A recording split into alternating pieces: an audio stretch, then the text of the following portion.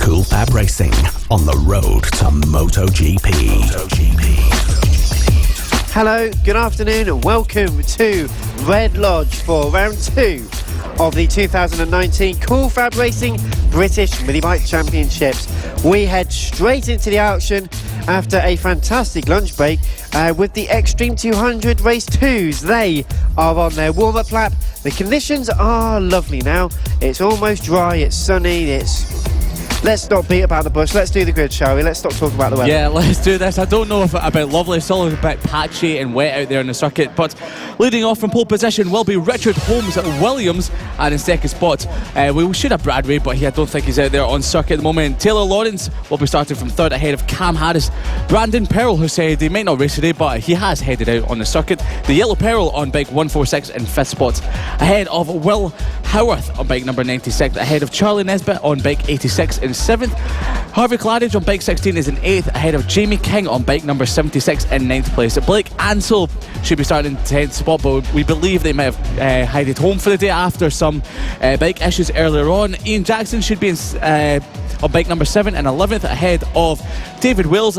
Bernie Hook in 13th, ahead of Callum Wybrow, and rounding out the field in the 15th position is Fraser Kinnaird.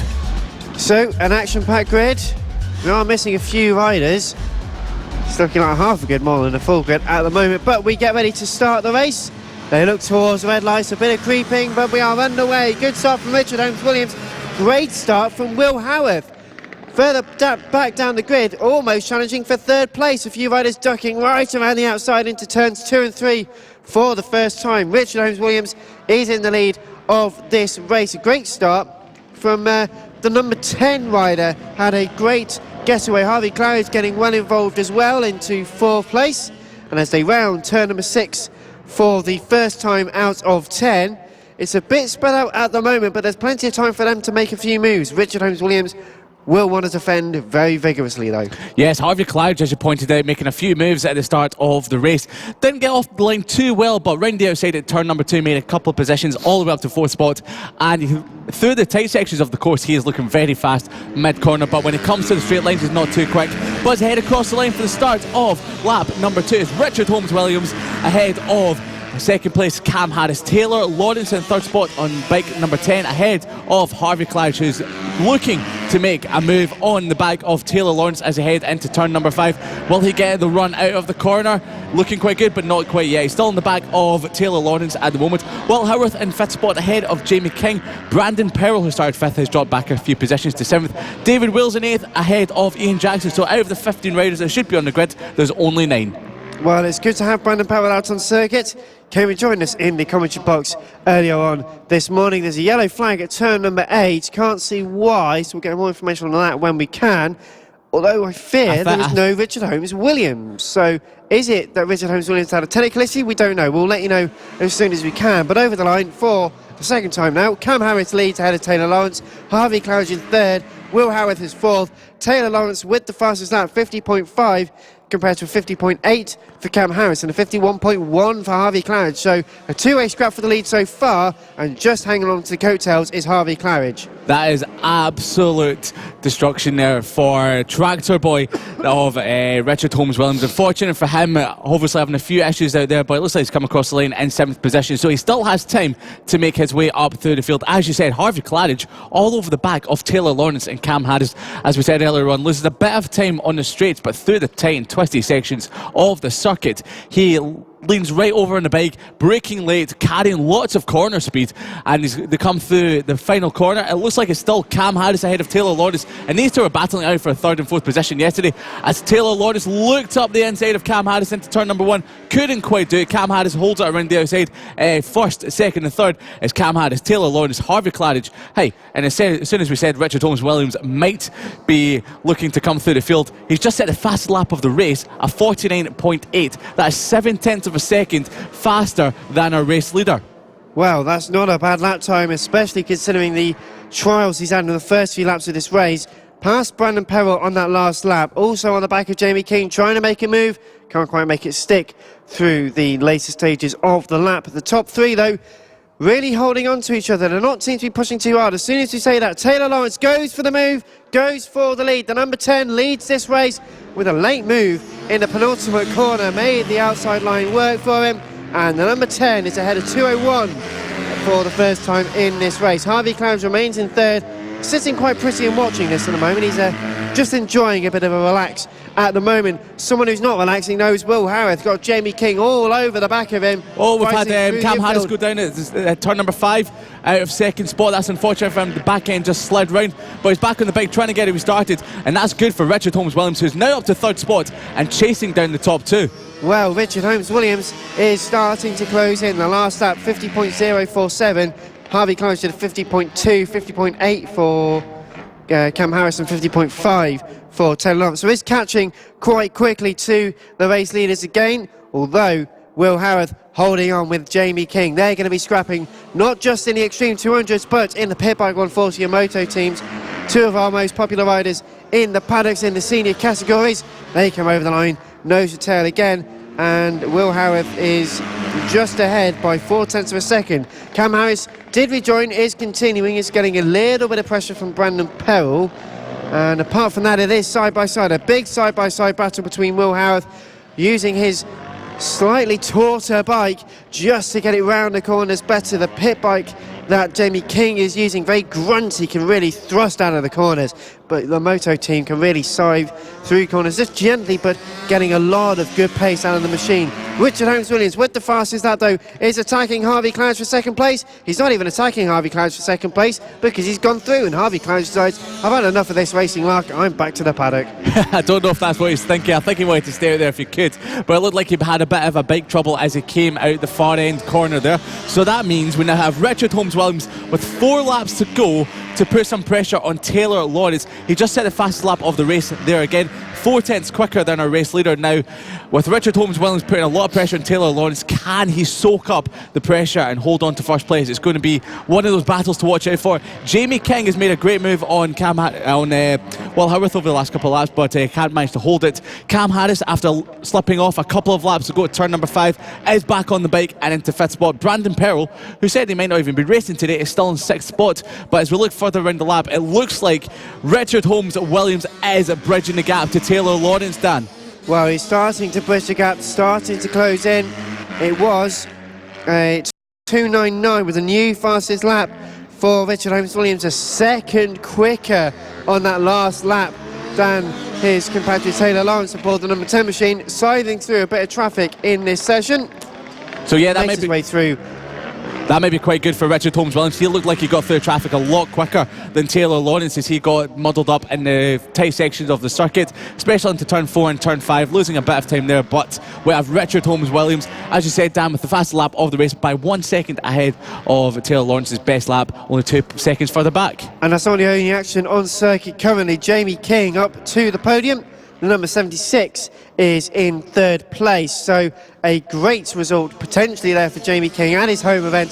He'll be really pleased with that if he can carry it on. But lap 8 at the moment, Taylor Lawrence and Richard Holmes-Williams did equal times, 2.231. It is starting to close up, but he's not got a lot of time in which he can do it.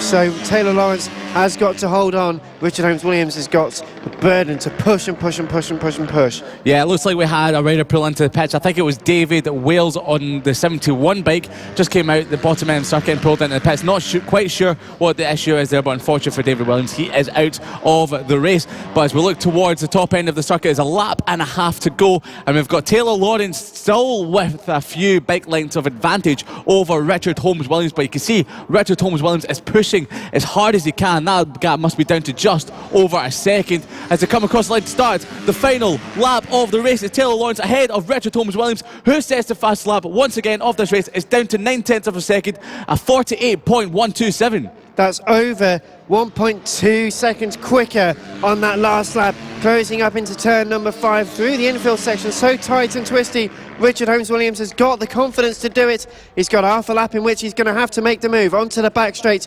for the final time. He's in the slipstream, patiently waiting into turn 7, carries so much more speed, could make a late move, coming into the left-handed hairpin, thinks twice about it, although he is right on the back of him. Taylor Lawrence is just going to have to hold on. Yeah, it looks like Taylor Lawrence could hold on into the final turn. Richard Holmes Williams, Tractor Boy, is looking for the inside line. The grip out of the final corner as they come across the line.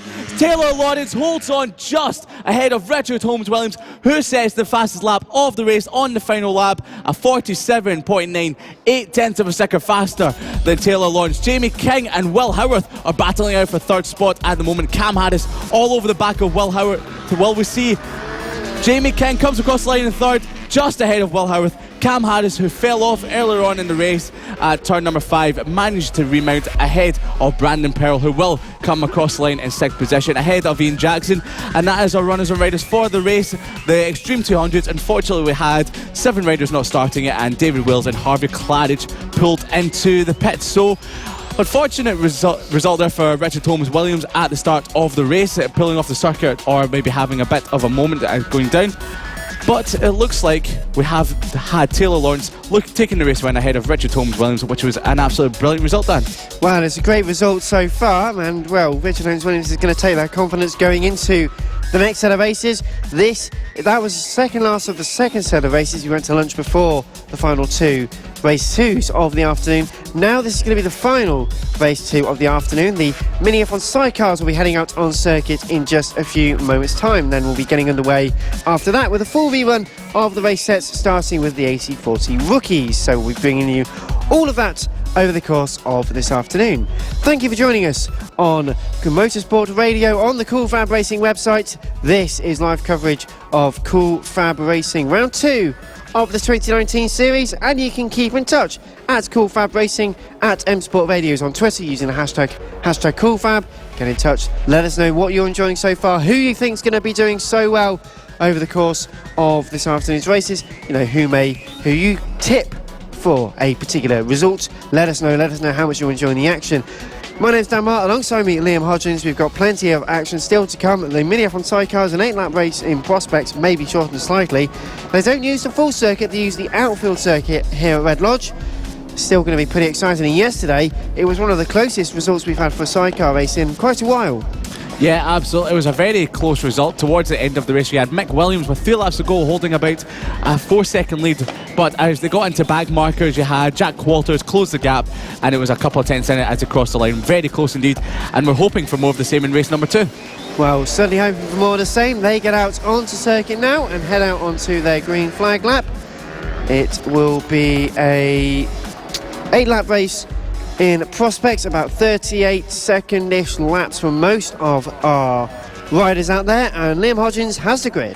Yeah, so starting in pole position, we have championship leader Mick Williams on sidecar number 26, ahead of his championship rival at the moment, Jack Walters, on sidecar number 2, starting in 2nd position. Mick Leo on cart number 44 is in 3rd, ahead of Mark Parker on 230 in 4th position. On row number 3, we have 127 of John Hosker starting in 5th spot, ahead of number 46, that's Simon Ibbotson on the number 6 starting position. Adrian Ems on bike number 76 starting in 7th place, and ahead of Paul Coulters Jr., who had a fantastic result, making his way up through the field as the race went on. So that is your starting grid for the start of the 2019 Cool Fab round number 2, race number 2 here at Red Lodge. The riders and the sidecar passengers prime themselves on the grid. The last minute stretches, making sure they're comfortable, ready into position. And as we get ready to go, the red lights are on. A bit of creeping from Jack Walters. He gets underway. Everyone gets through cleanly off the start, and Jack Walters leads this race. A bit of a touch with Mick Williams going into turn 1 for the first time, but the number 2 of Jack Walters is in number 1 position, leading this race through to turn 7 for the first time out of 8. Mick Williams into 2nd, 3rd. Being challenged is the number 44, Mick Lee, but through has gone Mick Williams with a late move up the inside at turn 7, the left-handed hairpin. Jack Walters back down to 2nd, being challenged by the bright yellow number 44 of Mick Lee. Further back, there's a slow sidecar at the back reaches of the circuit. Can't see who that is, but as they all make their way over the line for the first time, the sidecar is underway and is starting to make more progress. So Mick Williams leads ahead of Jack Walters. Mick Lee is ahead of Mark Parker and John Hosker. Adrian Ems is in 6th ahead of Simon Ibbotson, and Paul Quarters Jr. is the one not to cross the line. So it's the number 24, which is the issues. But we've had a passenger just fall off the car at the moment, and the driver is further up the track. So not quite sure what happened there. I wasn't sure if there's contact, but the passenger is running towards the driver at the moment. So we may have them remounting any second now. Not sure, but it's yeah, I've never seen a sidecar passenger have to run that far. Well, it happens from time to time, but as they make their way through the final corners now, Adrian Ems in 6th place, doesn't really fancy being in 6th place for much longer, is fighting away with Simon Ibbotson for 5th, heading into turn 1, can't quite make the move done. Close, but not quite close enough. Meanwhile, battle for 2nd, 3rd and 4th is a pretty close one as well. Mick Lee was initially 2nd, Jack Quarters is in 3rd, very close as they make their way towards the final part of this course. Side by side, heading into the final 2 corners, it's a tight right and a tight left. The number 44 just keeps the nose ahead, but Jack Quarters going to get a good run out of the final corner. Not quite good enough though, stays in 3rd. Yeah, just a wee update of the passenger and driver incident. It was John Hosker that lost a passenger, but they were both back in the race, sitting in 7th position at the moment. So Jack Walters is putting a lot of pressure on Mick Lee. Didn't quite catch the incident myself of how Mick Lee got up into 2nd position there, but at the front of the field it is Mick Williams showing the prowess that only Mick Williams can show, with a 36.30 second lap time, extending that lead at the top of the field, with Jack Walters harassing the back of Mick Lee as they come into the final turn. Now can we see Mick, or can we see Jack Walters getting a good run as he come across the line? We've got Mick Lee blocking as they head into turn number 1. This is a fantastic race for 2nd position. And it's also changed for 5th place. Adrian Ems is now ahead of Simon Ibbotson. Through the final corner they go. The number 76 is just ahead of 46. And it's only 0.345 of a second, so close for 5th place as well. 4 laps to go. Mick Williams with a 36.189 is the fastest rider out there so far, with passenger the number 26 completing the 5th lap of this race. Still Mick Lee versus Jack Walters, that's going on. Jack Walters and passenger really throw it over the curb, can't get close enough. Mick Lee and the 44 machine is dominant in that 2nd place at the moment, using all the lines to keep the position so far. Mark Parker and Adrian Ems, no, Jack Walters, Mark Parker is in 4th place at the moment. Adrian Ems still fighting away with Simon Ibbotson. John Husker and Paul Quarters Sr. still circulating, so all of our riders are still out there. Battle for 2nd place, though, again closing in. Yeah, Mick Williams is coming across the line just at the moment to start the penultimate lap of the race. Really the Mick Williams show as they put in the fastest lap of the race once again, a 36.1. And a pump for John Husker. John Husker pulling it back into the paddock with a couple of laps left to go. Retirement in the 2nd sidecar race of the weekend, I am afraid. But Mick Williams, you just mentioned, 36.152, just gets faster and faster and faster. Side by side again, Adrian Ems having to fight off Simon Ibbotson, and he can't resist. Simon, the 46 machine, goes through once more, so into 5th place once again. That proceeds. Mick Williams receiving the final lap flag. 1 whole lap to go. 2nd place, Mick Lee versus Jack Walters. This is going to go right to the flag as well, Liam. It's going to be very close. Can they make it through? They're side by side. The number 2 on the inside. He's being pushed out onto the grass and still can't make it through. Oh, we've got Mick Lee running a little bit wide through turn number 1. Up the inside comes Jack Walters at turn 2. Just pushes Mick Lee towards the edge of the circuit. That is Jack Walters into 2nd position. Mick Lee unfortunately ran wide as the passenger looked behind, just going into turn number 1. So as we've got Mick Williams coming through the final corner, we have Mick Williams coming across the line to take the 5th win of the season, the 2nd this weekend. A fantastic ride by them. We've got Jack Walters and Mick Lee battling for 2nd spot. Can Mick Lee put a final last lap lunge into the final turn? No, they cannot. It's going to be Jack Walters picking up another 2nd place ahead of Mick Lee, who rounds out the podium positions once again. That's 5 third places in a row for Mick Lee, but still once again putting a lot more pressure on 2nd place Jack Walters in these ever growing, or ever exciting sidecar races. Mark Parker on the 230 sidecar comes past the line in 4th spot ahead of Simon Ibbotson. Adrian Ems put up a valiant effort to keep the top 5 position, but comes across the line in 6th ahead of Paul Quarters Jr. and John Hosker, who unfortunately lost a passenger throughout the race, but they managed to remount, pulled into the pits with 4 laps to go. Well, maybe they had enough with losing the passengers. It's a shame it's a retirement, but the number 26 is the winner, clear winner, Mick Williams, 12.497 seconds ahead of Jack Quarters. Jack Quarters and Mick Lee, though, that was half a second in it between the pair of them. Mark Parker, a clear lap ahead of Simon Ibbotson, with Adrian Ems for company in 5th and 6th. Paul Quarters Jr. That was a good race, and there will be more good racing to expect from the Mini F1 sidecars just a few hours when they're out for the final race of the day. And that is it for the racing, for the second set of racing. But that's not it, really. We've got a whole third set of racing to come, starting with the AC40 rookies, which will be out onto circuit in just a few moments' time. They will be followed by the Mini GP70s. The AC40 Pros will be third out of the box.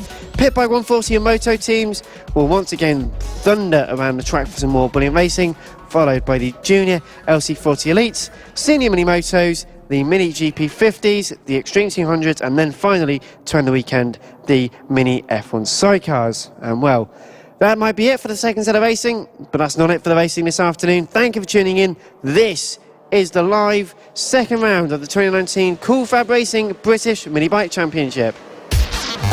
This is Cool FAB-Racing on the road to MotoGP. And just like that, back out to circuit come the AC40 rookies. They start to feel out some more grip.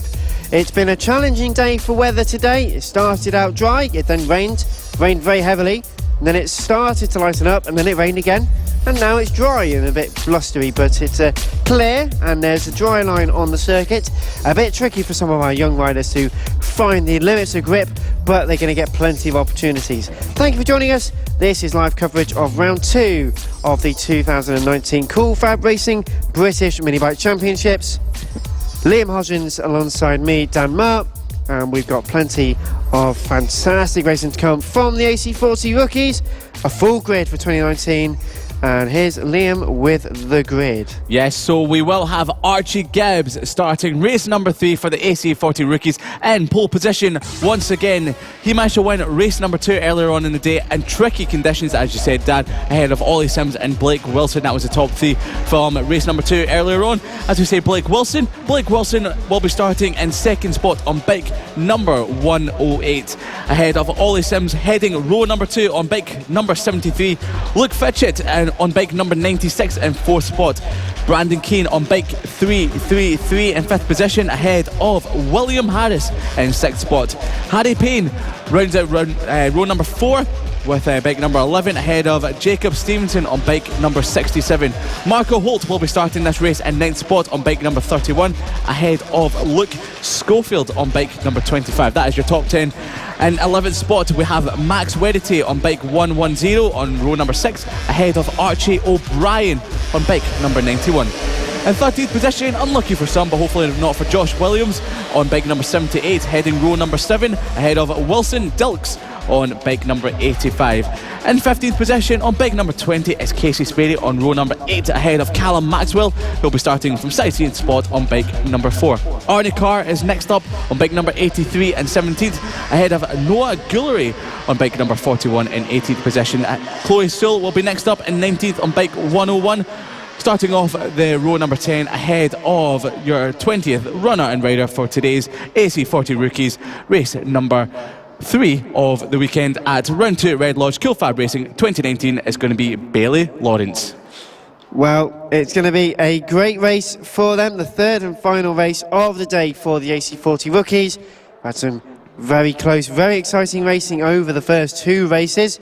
I think we're going to be predicting more of the same, Liam, are we not? Oh, absolutely, Dan. The AC40 rookies throughout Clandau and, of course, so far here at Red Lodge has produced some of the best racing we've seen.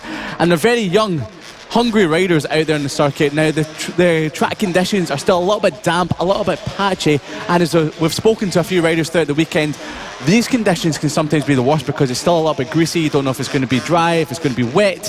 What you really want sometimes is either going to be bone dry or fully wet. But at the moment, we're looking very much forward to some fantastic racing action from these young riders. They look towards the starting lights. It's not when the lights come on, it's when the lights go out. They go out now. A good start from the front row, better start from the second row. Ollie Sims and Luke Fitcher make the best rub of the green with the start of the race. All heading into turns 1 and 2 for the first time. It's going to get a bit tight through the left and the right. The chicane is a big curb where a few people have a bit of a touch, but they do manage to make it through successfully. So, great start for everyone. Archie Gibbs and Blake Wilson made predictably a decent start, and the top two already gapping the rest of the field. Third place is a very good scrap at the moment. A few riders just going to get working with each other to try and get themselves up the order in a great way, but everyone is off and underway safely, which is exactly what we want to see. 8 laps in prospect, Liam, and they've got time to build into this race. Yeah, as you said, 8 laps indeed. 8 laps for everyone to try and catch Archie Gibbs, who is off and running at the front of the field. We had a great start by Luke Fitchett, moving his way into what seems to be second position, as Ollie Sims and Blake Wilson ran a little bit wide at turn at number 1. As I say that, Ollie Sims has moved up to second spot ahead of Blake Wilson. Brandon Keane from further down the grid on bike 333 is in 4th position, not in Brandon Keane, but Brandon Keane is in 4th position. Luke Fitchett from 4th on the grid has dropped down 1 place ahead of William Harris in 6th spot. Max Wedity in 7th, Harry Payne in 8th, ahead of Jacob Stevenson in 9th, and Luke Schofield in 10th position at the moment. But as we look towards the back straight, Ollie Sims is trying ever so hard to close the gap up to Archie Gibbs, but he can't do it at the moment. Archie Gibbs is increasing the lead ever so slightly. The gap is only a second between those two for now, so it's time still to build into it, as we often say. Brandon Keane 4th place and Luke Fitchett 5th place. That's the closest thing at the moment. It's going to be side by side heading into the final corner. And as they make their way, in fact they were just side by side, didn't quite need to go the full way through, just maybe a signal of intent saying that he is challenging. But Brandon Keane and Luke Fitchett fighting. 0.239 was the gap on that last lap. 1.171 is the gap between Archie Gibbs and Ollie Sims on that second lap. 6 up to go, so having to put a bit of thinking time into it. A great scrap going on a little further back. Max Revity in 7th is being challenged by Harry Payne and Jacob Stevenson. They make their way through the mid part of this circuit onto the back straight, getting into each other's slipstream. A bit of a push in that direction as well, so that'll give them a few extra miles per hour, which can be key in these battles.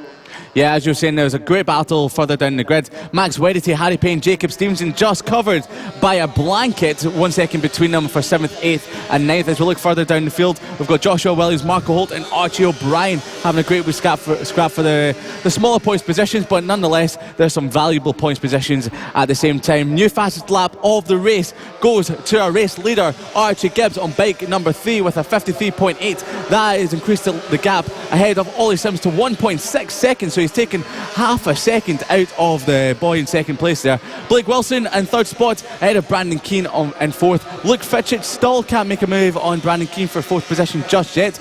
William Harris in 6th, but Max Wedity is in 7th, as we just said, just ahead of Harry Payne. Jacob Stevenson next up, and Casey Spady rounds out the top 10, Dan. Not a bad top 10 at all, that very consistent. These are some of the young riders we are going to be looking for, maybe to start putting in that championship challenge in the next round or so.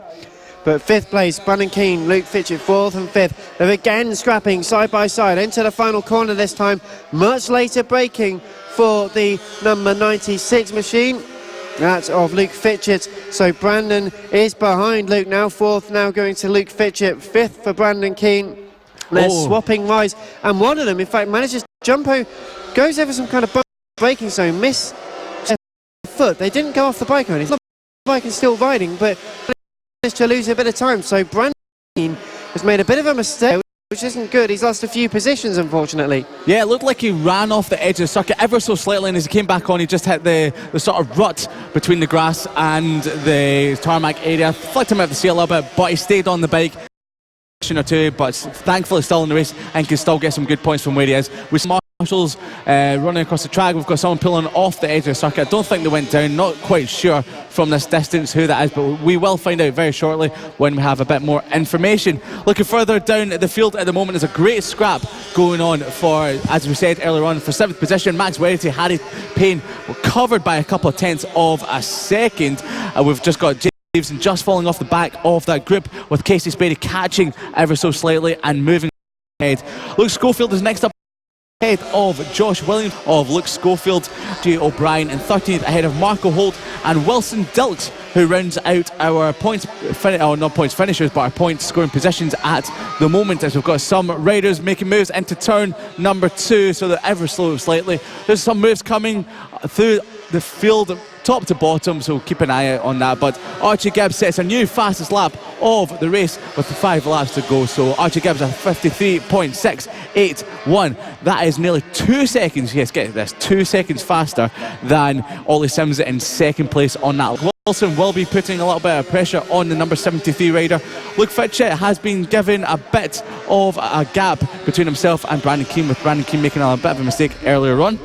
William Harris is trying to close the gap on 5th position, and as we look outside the commentary box window, the rider that did have a bit of an issue a couple of laps ago seems to be back on and back in the race. So they did go down, they just pulled off the edge of the circuit, and they seem to be back in the race, which is all good that we have all the runners and riders just there. So very consistent lap times coming in from Archie Gibbs, our race leader. The gap over Sims, so unfortunately Ollie Sims is dropping down the order. He's down to 14th, down to 15th, not quite sure what happened there, but that means Blake Wilson and Luke Fitcher are back into the podium positions and battling it out for second position. So that's a shame for Ollie Sims dropping down the field there, so we might keep an eye on him and see if he's back in the race. William Harris has moved up to 4th spot. Brandon Keane still 5th after an earlier incident after he ran off the circuit. Archie Gibbs crosses the line once again to start a new lap. Very consistent lap times coming in from a race leader at 53.8 that last lap, extending the lead. That'll be up to roughly about 10 seconds ahead of bike number 108. That is Blake Wilson. Luke Fitchett is still all over the back of the next rider, so Archie Gibbs comes across the line, takes the checkered flag. Archie Gibbs stands on the bike, nearly pops a wheelie. Archie Gibbs, a fantastic ride from the young number 3 rider there, as we get a battle coming across the line for second spot. Is it Luke Fitchett? Is it Blake Wilson? It's going to be very close as they come across the line. We will see that any second now. Blake Wilson looks like he's going to hold it just ahead of Luke Fitchett. William Harris is next up in 4th spot, and Brandon Keane in 5th position just there. So we've got Max Wedity hopefully coming across the line in 6th place, as the checkered flag continues to wave as Dave Stevenson 5 seconds ahead of Blake Wilson, who just held off Luke Fitchett for our second spot by only 600ths of a second. So as we say goodbye to the AC40 rookies from the second round here at Red Lodge, the 2019 FAB-Racing. Moving over to race number 3, that's going to be in the Mini GP70s, and if we've got anything to look forward to, it's going to be the Mini GP70s after what happened earlier on in the day and what's been happening so far in the weekend, Dan. Been very, very busy, very action-packed for the Mini GP70s. We've had controversy, collisions, we've had rain and more rain. And after all of that, that's only been 2 races. We've got 1 more to go. So this is going to be an absolute barnstormer of a race. Thank you for tuning in. You're listening to live coverage of round 2 of the 2019 FAB-Racing British Minibike Championships, live from Red Lodge. Liam Hodgins and Dan Marr bringing you all the action this afternoon. And as the bikes head out onto circuit for their green flag lap, this will be a fantastic racing prospect. Sullivan Mounsey very eager to get it onto the circuit, and will certainly be looking to make a few good results. Sullivan having some great racing over the last few years, and will be looking forward to some more great results in the next few race meetings. But for now, 1 more race to go. The track really is getting to a good state now, Liam, and these GP70s have had a fair try at starting races today, so they should all be pretty tuned up to getting the clutches and everything at the right level. Yes, absolutely, Dan. As you said earlier on, we had a couple of goes at starting race number 2 earlier, but the mini GP70s seem to be the unfortunate class that had stoppages due to rain falling constantly. Wasn't quite sure what was going to happen. Riders going down because of the rain, but fortunately we have at least a big grid of riders here today. So just remember what happened in race number 1 earlier on. Evan Belford soaked up all the pressure that everyone else seemed to throw at him, managed to hold it on track to take the race win ahead of Ryan Hitchcock and James Cook, who was the winner of race number 1 yesterday, where Evan Belford and Ryan Hitchcock completed the podium positions. Just remember, James Cook is the brother of CEV Moto 3 race competitor Max Cook, so he's racing over there in Valencia at the moment. So James Cook is unfortunately taking the UK weather to deal with here at Red Lodge, while his brother Max Cook soaks up the Spanish sunshine. So we've got the bikes ready on the grid for race number 3, and it's going to be Evan Belford, the winner of race number 2, a little bit earlier on, who leads them away for their green flag lap ahead of yesterday's race winner James Cook. Eddie O'Shea, who was our early championship leader from round number 1, starting 3rd. Ryan Hitchcock in 4th spot ahead of number 48, that is Ollie Walker, starting in 5th position. Dylan Mellor in 6th spot on bike number 31 ahead of Bailey. Stuart Campbell on bike number 99 on row number 4 ahead of Emmanuel Brunton on bike number 93, starting in 8th spot there. And 9th is Owen Mellor on bike 130 ahead of Kyle Payne, running at the top 10 on bike number 25. Alfie Davidson in 11th spot ahead of Mason Johnson on bike 808. Harrison Crosby next up in 13th on bike number 69, who was producing some great rides in the Mini GP 50 class earlier on today. And he's starting just ahead of number 57, that is Johnny Garness. Sullivan Mounty is next up on bike 144 in 15th spot ahead of Thomas Gomez on bike number 98. Saffron Watley next up in 17th ahead of Carter Brown on bike number 37. Joe Fadiger in 19th spot, and running at the top 20 is Jack Kirsch on bike number 96. Rossi Brown 21st on the grid on bike number 81, and running out the runners and riders is Jamie Woodcock. We brace ourselves for the 3rd and final Mini GP70 race of the weekend. Revving, getting the clutch at biting point, they're underway. A great start from pole position by Evan Belford, absolute slingshot of a start. 2nd place is James Cook. Eddie O'Shea getting into the mix, losing a position that looks like to Ryan Hitchcock, so Hitchcock up to 3rd. 4th place at the moment, Eddie O'Shea. 5th is number 31, that will be Dylan Mellor, and then looking down to 5th place, Bailey Stewart Campbell as well. There's a couple of riders who've gone off, can't see who that is, so we'll let you know if we get any more information. But race continues for the meantime, and Evan Belford already under pressure, significant pressure from James Cook, heading towards the final few corners for the first time. Looks over the right hand shoulder, knowing the pressure's there. James Cook is going to cause some problems in this race, you feel.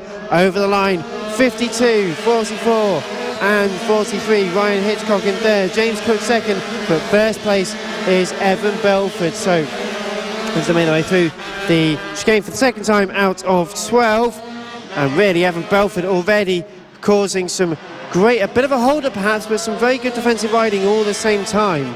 Yeah, Ryan Hitchcock is the one to keep an eye out on at the moment on bike number 43. He's all over the back of James Cook, looking down to the bottom end of the back straight, lining James Cook up for a pass potentially. Not quite yet as they go through the bottom end of the circuit. James Cook putting the pressure on race leader Evan Belford. So far this weekend it seems to be the Belford Cook show, but at the moment Ryan Hitchcock seems to be all over the back of Cook, with Eddie O'Shea, our early championship leader, closing the gap ever so slightly. So it's a group of 4 at the front, an 8-wheeler with, of course, Bailey Stewart Campbell and Dylan Mellor in a battle for 5th and 6th position by themselves. Through the twisty stuff in the middle section of the track, we've got a potential pass by Eddie O'Shea, lining himself up through turn number 5. Mention Eddie O'Shea, fastest lap on that last lap, a couple of tenths quicker than Belford and the rest, which isn't much, but it is enough to keep onto the back of the field. But Belford, Cook, Hitchcock, O'Shea, that's your top 4. Bailey Stewart Campbell is ahead of Dylan Mellor. Emmanuel Brinton is in 7th ahead of Ollie Walker. Owen Mellor and Alfie Davidson round out the top 10 as it stands currently.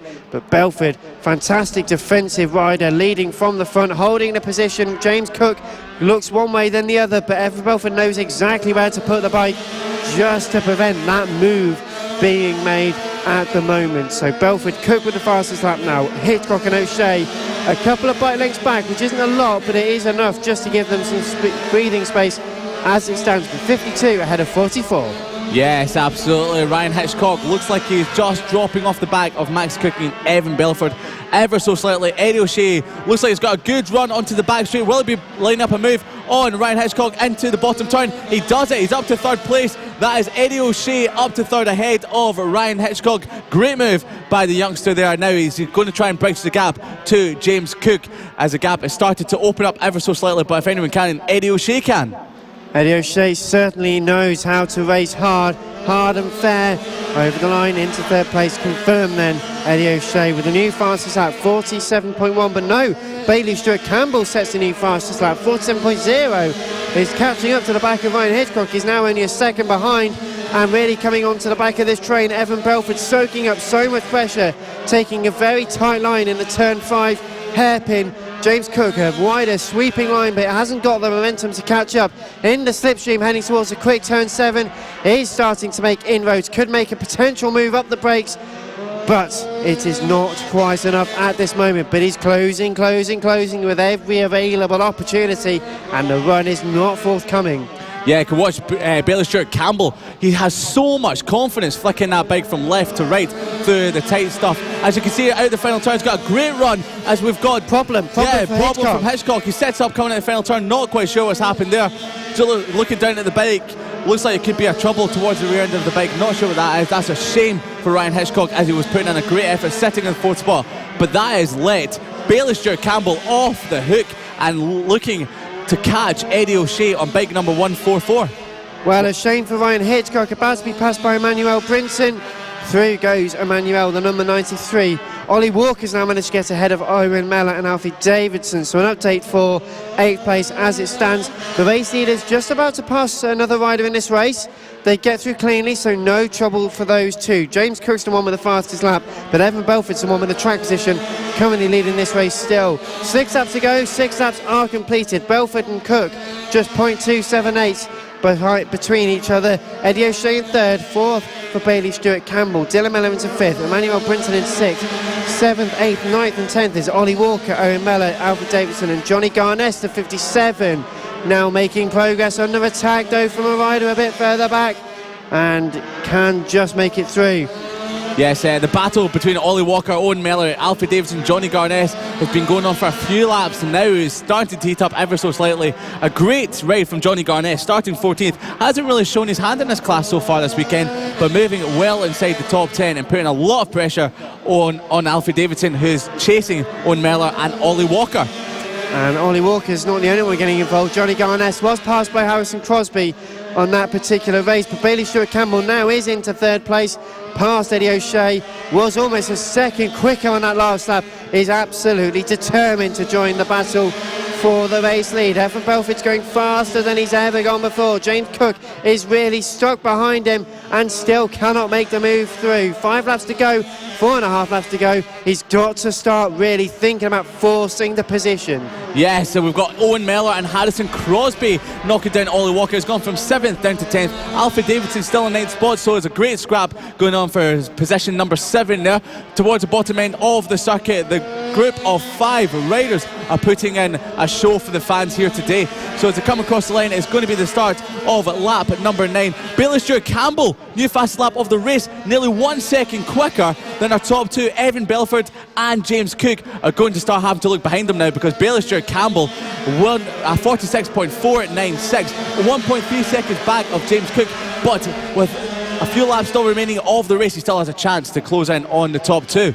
It's not just a chance to close in on the top 2, he is closing in on the top 2. Belford is really holding up James Cook now. He's just sitting behind, maybe waiting to pounce, but the opportunity, you feel, is not going to happen unless he's going to force it, and he's gone a little bit wide as Evan Belford. James Cook smells the position. He's going to try and force it, right then left, can't make it through. They've got another rider in this race to get their way around as they head towards turn 1 now. This is going to be critical. Evan Belford goes a little deeper. James Cook's up the inside, the wheels up the inside. He has to brake a little bit more to avoid hitting the back of the number 52 rider, but all of this means Bailey Stewart Campbell's come to play now, ladies and gentlemen. It's a 3-way fight for the race lead, and there's a potential amount of feistiness. The rider is still ahead of the 3 of them as they battle away. They dispose of them one after each other. Bailey Stewart-Campbell's going up the inside of James Cook. Can't quite make it work. He's still side by side with him though into turn 7. And for a brief second then Bailey Stewart-Campbell was our man in the hot seat. Couldn't make it work. But 2 1/3 laps to go. Evan Belford has been given a respite. It is James Cook in second place and only just holding off Bailey Stewart-Campbell in third. It's no longer a battle for the race lead, it's a battle for second place. Yes, unfortunately James Cook and Bailey Stewart-Campbell did get held up by the bag marker towards the bottom end of the circuit at the end of the back straight, but they've closed the gap right back up. This is an inspired ride by Bailey Stewart-Campbell, who has worked his way through the field up to third spot, right on the coattails of James Cook and early race leader Evan Belford. As they make the way onto the back straight once again, there's another 2 back markers just in front of them. Can they clear the back markers quickly? Can James Cook get ahead of Evan Belford by using the back markers, or can Bailey Stewart-Campbell use them to his advantage and try and work his way not only to second but to first spot? As they carve their way through the back markers, we've got Evan Belford, James Cook and Bailey Stewart-Campbell getting past the first one, coming through the final corner. They're powering out the last one, very close for James Cook. Round the outside goes Bailey Stewart-Campbell. Final lap of the race. This is going to be an absolute exponentially great lap. Nearly lost my words there. Well, at 52, Evan Belford is breathing. He's breathing very slowly. He's zen aboard the machine at the moment.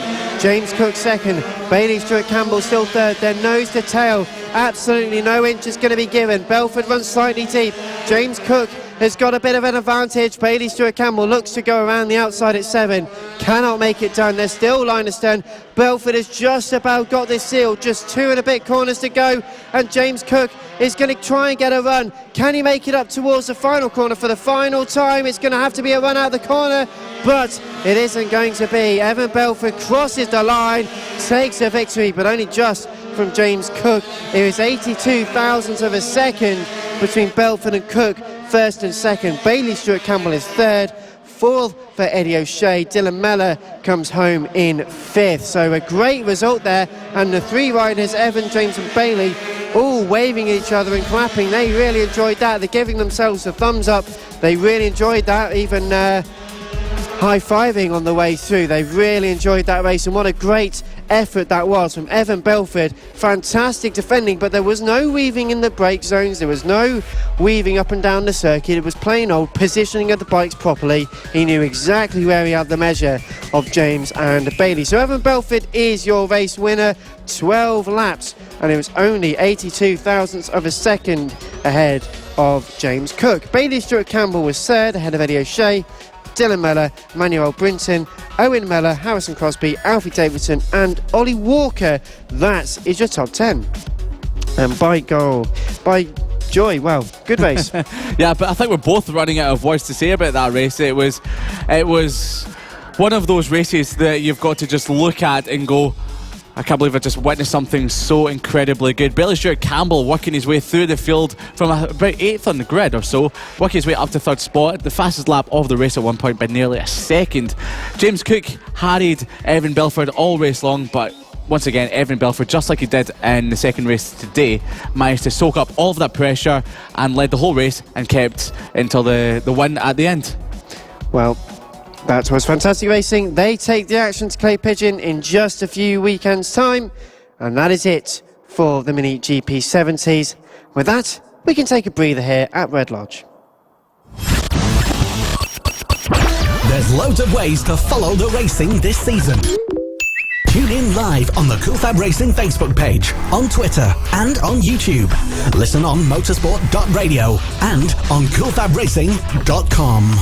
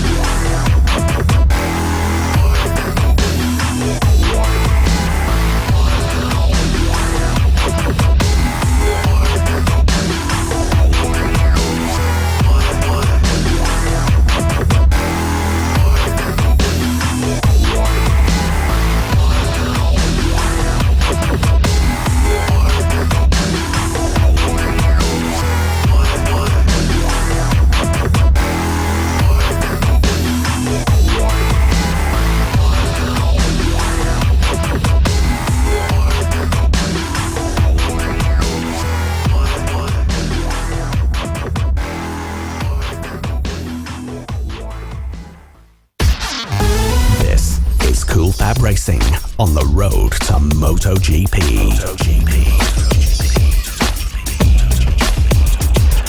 On the road to MotoGP, the official partner series to the Bennett's British Superbike Championship. This is Cool Fab Racing. Thank you for joining us. We are live at Red Lodge. Here we've got the third set of fantastic races from this weekend. 27 races over the course of a weekend. It's busy stuff here, Liam, but we've managed 20 so far, so feel like we might be able to do a few more. But the AC40 Pros are out next, and well, this is going to be another very intense but very, very fast-paced race. Absolutely. As you said, we've had 20 races so far this weekend. I don't think we've had time to sit down yet. It's just been fast-paced. Lots of action on track as well, and of course we've got more of that coming from the AC40 Pros. As you may remember to our race earlier on today, there was a lot of action in that race, lots of different race leaders, and I'm hoping to see lots more this time round. Well, as we are just underway with the green flag lap, they are just getting that last minute temperature into the tyres. Grids will line up Mason Foster and Samuel Munson on the front row of the grid. But Liam, how does the rest of the grid line up? So we've got Ethan Sparks in third spot, row number 2 on the grid on bike number 62. Clayton Edmonds is next up on bike 146 in fourth spot. Finnan Werite rounds out the top 5 on bike number 11, ahead of Henry McCartney on bike number 31 in sixth spot. Charlie Huntingford is next up on bike number 76, ahead of Cameron Sewell on bike 100. Next up, ninth on the grid, bike number 99, is Warwick Brady on row number 5, ahead of Greg Marshall on bike 19. Holly Harris, who had a great race earlier on today, finishing in 7th, starts off row number 6, ahead of Aston Dean on bike 137. So 12 riders on the grid, 12 riders eager to get started. This is the AC40 Pros. Well, they just get ready. The marshals are making sure that all the engines are on, revving as they should be. There's a couple of gaps on the grid. There's one for third place, one for fourth from the back, but we'll get to that in just a few moments' time. We look towards the red lights. Revs go up, they go out again. A good start from Mason Foster and Samuel Munson. Samuel Munson getting a great launch into second place. Can't quite get past, though. Mason Foster coming into the first couple of turns for the first time out of 9. This is a 9-lap race, and of course that may be pivotal because last time we had an AC40 Pro race, well, Mason Foster sadly lost the plot a bit. He had a few off-colour moments, a few spins up at the back end of the circuit. He's certainly going to be trying to redeem himself in this one, and so far, whilst leading, is doing so. Samuel Munson right on the back though, learning a lot from his initial season last season in the rookies and really taking his expertise and fantastic race pace and race skills into this category. So 1-2, Mason Foster and Samuel Munson. They're about to cross the line now.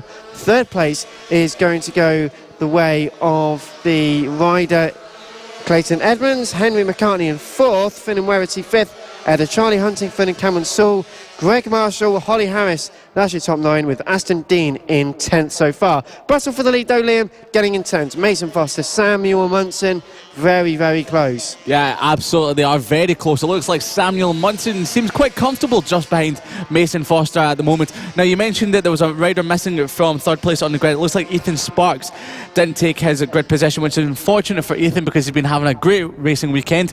But as we look back towards the bottom end of the circuit, as I said, the Samuel Munson seems to be nicely hanging onto the coattails of Mason Foster.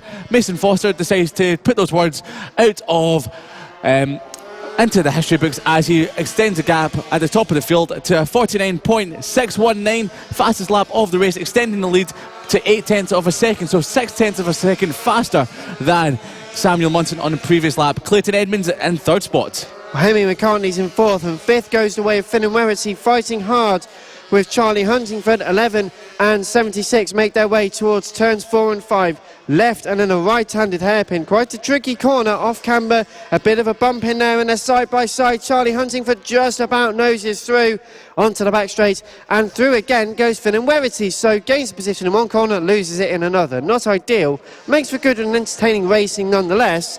And as they make their way into the next hairpin, turn number 8, putting a bit more load through the tyres. Again, they are absolutely nose to tail and side by side. Quick as you dare. They come up towards the line. We'll get confirmation of the order that they decide to be in just a moment. But Mason Foster, 49.4, 3 laps completed, 2.1 seconds ahead of Samuel Munson. More or less job done at this point. Clayton Emmons still third, but Henry McCartney fourth. Huntingford is now ahead of Finn and Werrity, but that's not going to be solved anytime soon. Into turns 2 and 3. And Charlie Huntingford has just got the pace to keep it ahead of Finn and Werrity, for now at least, Liam. Yes, absolutely, Dan. Now, the gaps tend to be quite spread out at the moment throughout the field, apart from Charlie Huntingford and, of course, Finn and Werrity, who are chopping and changing every which way throughout every single corner that they can find throughout the entire lap.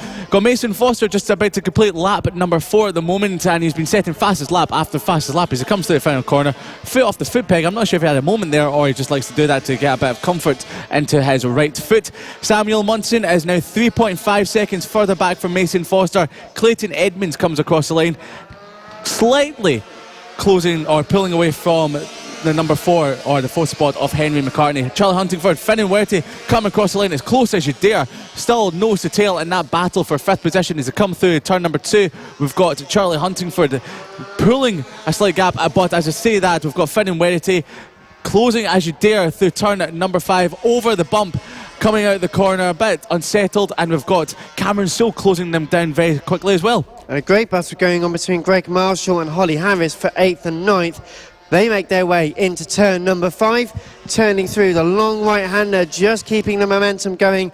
Holly Harris, the number 15 rider, all over the back of the number 19 rider, Greg Marshall, as they make their way onto the back straight. Holly really putting in a determined effort, trying to go up the inside, couldn't quite make the move stick, however.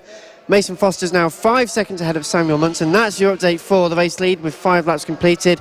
Edmonds remains in 3rd, 4th for McCartney, 5th for Huntingford and 6th for Finn and Werrity. Yes, absolutely. There's a back marker that seems to be just making their way through the field, mixing it up with Finn and Werrity and Charlie Huntingford. A lot of great battles through the field when they are close together. So as you said, we've got Greg Marshall, Holly Harris battling as they go through turn number 1. Greg Marshall just holding it for the moment, but Holly Harris all over the back of Greg Marshall through turn number 2. Turn number 3 at the moment, can be setting up a move, trying to surprise Greg Marshall as they come through turn number 5. Not quite yet, coming out the corner over the bump at the moment into turn number 6 and along the back straight, where we could be seeing a bit of a traction game coming out the turn onto the back straight.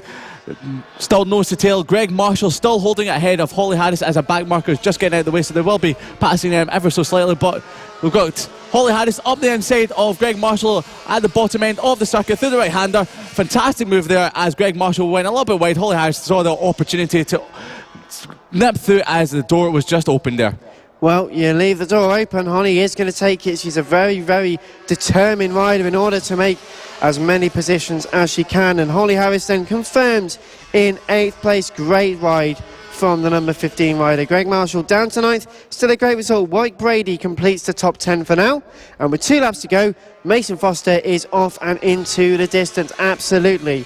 It is 9.2 seconds, 88 to 72. We've had a rider who stopped on the exit of turn number 5. They are up and they're looking with the marshal to try and get the bike restarted. So technical issue with that bike. Unfortunately though, doesn't look like it's going to be restarted. So a shame for the retiring rider. But Mason Foster is 9.2 seconds ahead of Samuel Munson. Clayton Edmonds is 17 seconds back. Henry McCartney into 4th. Finn and Werrity into 5th and 6th for Cameron Sewell. I fear it may be Charlie Huntingford who is retired, who was retired with a mechanical issue. So Holly Harris about to be promoted up to 7th place as well. So even more great points for Holly. White Brady to be promoted into the top 10 as well. 1 lap to go though, Liam, and Mason Foster is our race leader. He's doing so well, but he's just got a couple of other riders in this race just to pass. The only passing he's really done in this race. Yes, absolutely. He's been out front ever since the start of the race. So is Mason Foster heads through turn number 5 into turn number 6, just clearing another bag marker. It looks like Holly Harris, who will be getting past in the next couple of moments as he does down the back straight. So it seems to be quite a strong outfield in this race number 3, quite different to what was happening in race number 2 earlier on today. But Mason Foster was a DNF of race number 2 earlier on, so he's putting that to rest, putting it in the history books, forgetting about it completely. As it comes down towards the final turn for the last time, it's going to be number 88 of Mason Foster coming through the final turn across the start finish line. Mason Foster takes the race 3, number 1 for the AC40 Pros. We've got a long time to wait before we see the second position of Samuel Munson, who was just over 10 seconds behind your race winner of Mason Foster before the start of the last lap. So 12.3 seconds further back is Samuel Munson. Mason Foster just showing how dominant he can be when the dry conditions are out. So Clayton Edmonds across the line, 10.1 seconds further back from Samuel Munson in third position. Henry McCartney, Finn and Werty, Cameron Silva waiting for them to come across the line any moment now. Henry McCartney finishes in fourth spot. Finn and Werty we're expected across the line just now for fifth place, as does Cameron Sewell. Will end the race in sixth spot, so the last rider not to be lapped into this race as they cross the line now. Cameron Sewell finishes in sixth, ahead of Holly Harris, who picks up another seventh place today. Great ride by her. Just ahead of Greg Marshall, Warwick Brady in ninth spot, and Aston Dean rounding out the top 10. So dominant ride by Mason Foster, but once again he tried to put to bed what happened in race 2. Well, certainly put it to bed, and it's not going to come back out for a little while. The number 88, Mason Foster, resumes dominance in the Cool Fab Racing Championships and will be one to watch in the future, as of course are many of our very talented riders in this paddock. You're listening to live coverage of round 2 of the 2019 Cool Fab Racing British Mini Bike Championships. We're live at Red Lodge. Thank you very much for getting in touch this morning and throughout the course of the afternoon. Don't forget, if you are trackside, please let all your family and friends know they can tune in to the action on the Cool Fab Racing website and live on motorsport.radio. Plenty of ways to tune in. Plenty of ways, of course, to catch up with your races. If you happen to be racing in them, you want to hear what happens to everyone else in your race, or what happened to the rest of the action, we've got a full archive of racing from Cool Fab Racing going back as far as 2017, even some of 2016 on our website. Please head over, go and have a look. Great to see the progress of many of our young riders over the last few years.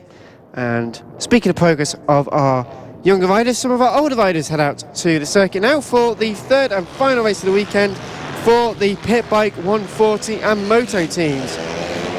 Yeah, so this is expected to be a great race, just like we had earlier on in the day when Ben Bailey picked up the race 2 win ahead of Richard Holmes Williams. Harvey Clyde completed the podium positions ahead of Jamie King and Blake Ansell, who we believe has gone home because of a bike issue from the previous race, which is a shame that we've lost Blake from not only the commentary box but obviously from the racing as well. So as we got the bikes heading round towards the grid, then we've got a lot of riders out for this one, so we're expecting, Dan, this one to be just as close as ever. Well, it will be a very close encounter no matter what happens. Of course, it's a shame to hear that Blake Ansell has gone home. It's great to have Blake in the commentary box with us over the course of the weekend. And if you weren't tuned into the action yesterday, we also had Joy Finsmart joining us in the commentary box yesterday. So great to see loads of new talent, not just out on circuit, but also up here on the mics from time to time. But the riders start to get prepared for the dummy grid. And one Mr. Buddy Ray is heading out on circuit. He didn't take part in the first race of the day today, which was the second race of the weekend. This was because it was wet, and whilst it might sound slightly silly, of course, for Brad, this is a bit of fun. He doesn't want to risk it, so Charlie Nesbitt just decided to ride into the back of him as a bit of a I think that might have been Harvey Clyde just there. And Simon Clouds, 133, is looking at the bottom of the bike. There might be a problem with that Moto Team machine. Master is going over to speak to him, but obviously it looks like they've cleared it up, so that's all good. But Brad Ray, so to finish off the story, didn't want to go out in this morning's wet encounter in case he injured himself. Obviously, if he injured himself, his sort of BSB run could be curtailed, so we don't want that. And he's out in the dry, so fingers crossed for a safe race for all of our riders out there.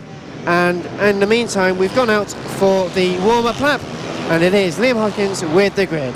Yeah, so starting in pole position, we should have Richard Holmes Williams on bike 126, just ahead of earlier on's race winner Ben Bailey. Brad Ray next up in third spot, but Blake Ansell, who should have been in fourth, will not be taking part today, so he will be missing from the fourth position on the grid. Jamie King next up in fifth place, ahead of Harvey Claridge in sixth place there. Charlie Nesbitt, Spud Nesbitt on bike number 86 in seventh place.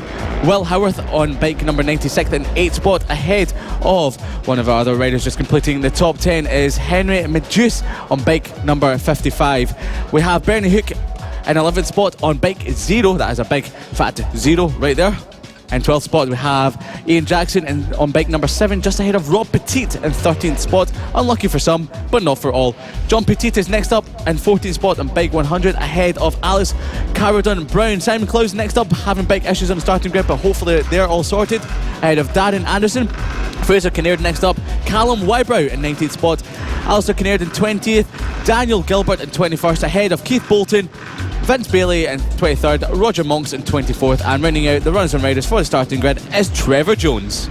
A very large grid. We are missing, though, the fourth row, it looks like, so a few riders missing from this race. Obviously, we've spoken about Blake Ansell.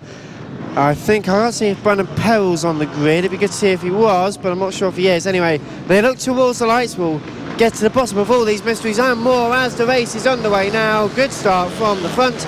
Jamie King did get a very good start, actually, and was trying to nose his way through into turn 1 for the first time, but Brad Ray leads this race, turns 2 and 3 for the first time. Good start from Harvey Claridge, but didn't quite make enough. He's in third place at the moment. Richard Holmes-Williams being a bit of an outlier at the moment in second place, but Ben Bailey also keeping up the top 4 in one quite tight line at the moment. There's 12 laps to go in this race, so it's quite a long race, plenty of time for action, plenty of time for a lot of drama to happen. And as they make their way through turns 7 and 8 for the first time, clean start by everyone, Liam. This is exactly what we wanted to see. Brad Ray leads this race. Absolutely, as you say, very clean indeed. Everyone through the first lap so far, nice and safely. Brad Ray leading the race as they come across the line to start. Lap number 2 of the race.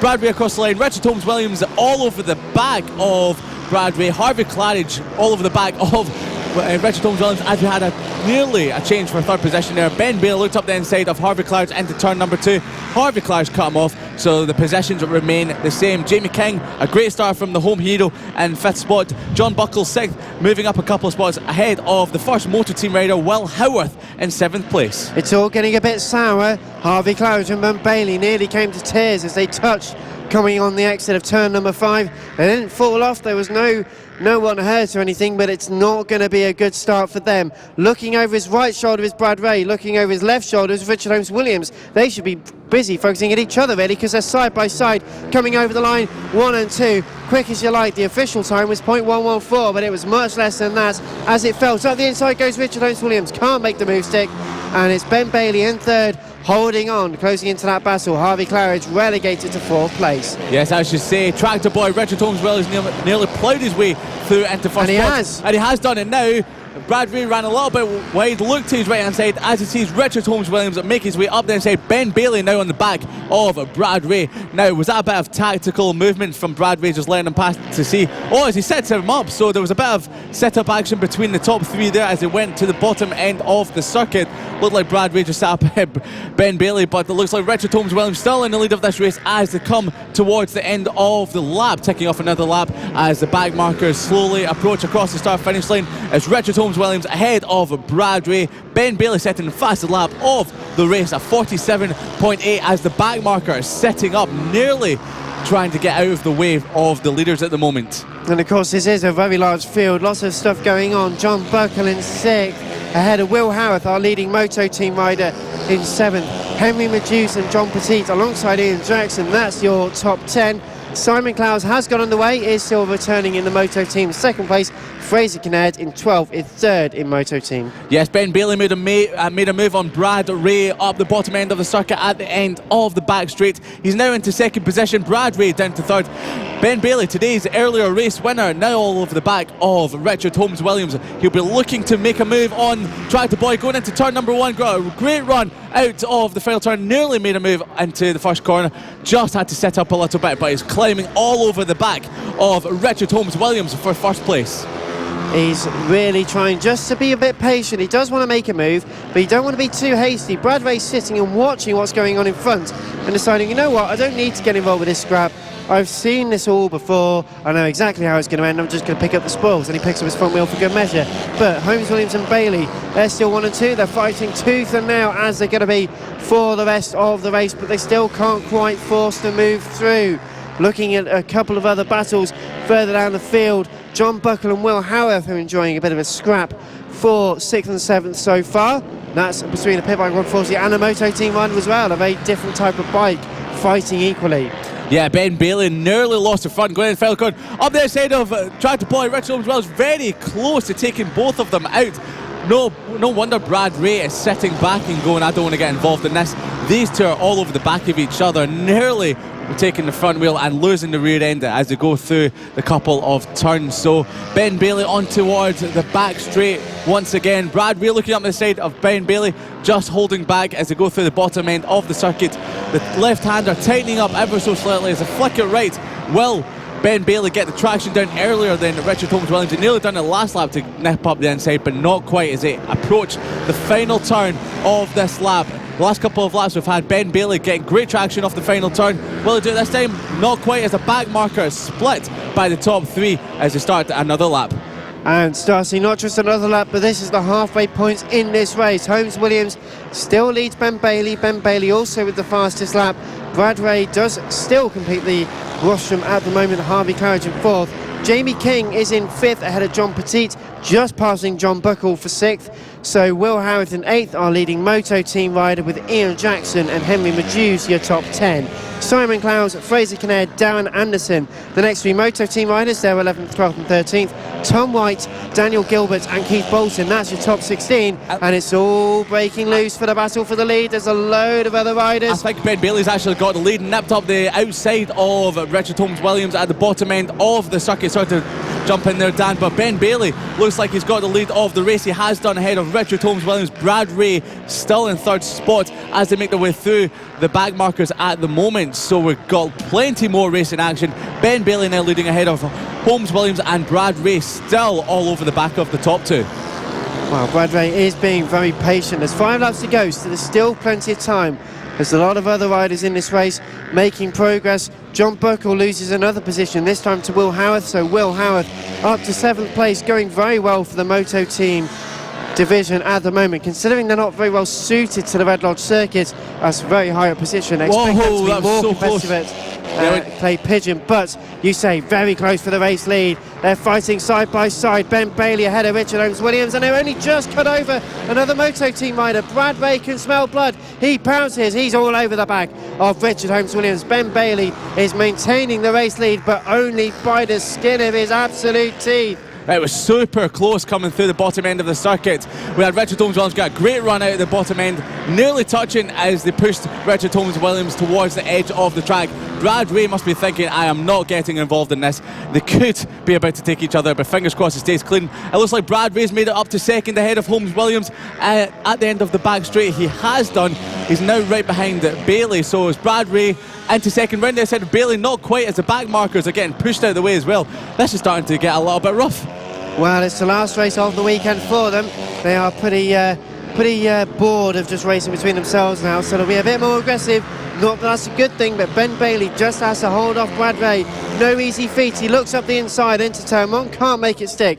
3 laps to go this time. There's still plenty of time to make a move, but Brad Ray is no longer in a waiting game. He wants this race victory. He's so much shorter out of turn number 5, working the chassis through the back straight and into the slipstream, bending down, crouching down. He's using that to good effect. He's got up the inside of turn 7. He's got the race lead. The number 28 of Brad Ray, BSB race winner in Cool Fab, many championships, takes the lead of this race. Richard Holmes Williams is going to capitalise on the Ben Bailey battle as well. They're weaving each other, they're weaving all around the back straight. He was struggling to keep the grip through the back wheel. They were waving at each other. Richard Holmes Williams is furious, absolutely furious with Ben Bailey, but remains in 3rd place for now. Yeah, Ben Bailey riding like a man possessed out there at the moment.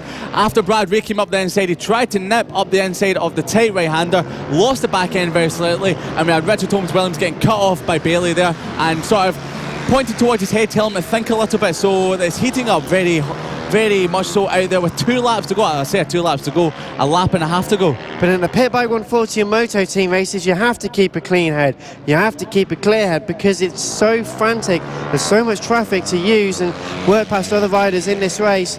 You've got to really work it cleverly. Brad Ray has done that. Let's be fair to him. He's about to come over the line to start the final lap of this race, the final lap of the weekend for them. 47.9 was his last lap, his best lap. Not as quick as Ben Bailey's fastest time, and Richard Holmes-Williams is still 0.4 of a second behind at the moment. Will Howarth still leading Moto Team in 7th place. Oh, they've touched. That was Ben Bailey and Richard Holmes-Williams. Ben Bailey had a bit of a moment with Richard Holmes-Williams just touching the back of his bike at the moment. So this is going down to the wire, the battle for second spot, as Brad Ray has made the smart move of getting into first place and clearing off. As Holmes-Williams looks up the inside of Ben Bailey, he's pushed him slightly wide. That is Holmes-Williams back into second place. Will Bailey make another move up the inside? He tries it into the tight right-hander, not quite. That has allowed Richard Holmes-Williams to make a bit of a gap as they come down towards the final turn. That is going to be Brad Ray on bike number 28 through the final turn. Coming across the line, Brad Ray takes the win of the PB 140s.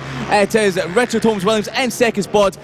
Ben Bailey rounding out the podium positions. Wow, I need to sit down from that. That was heart-pounding stuff.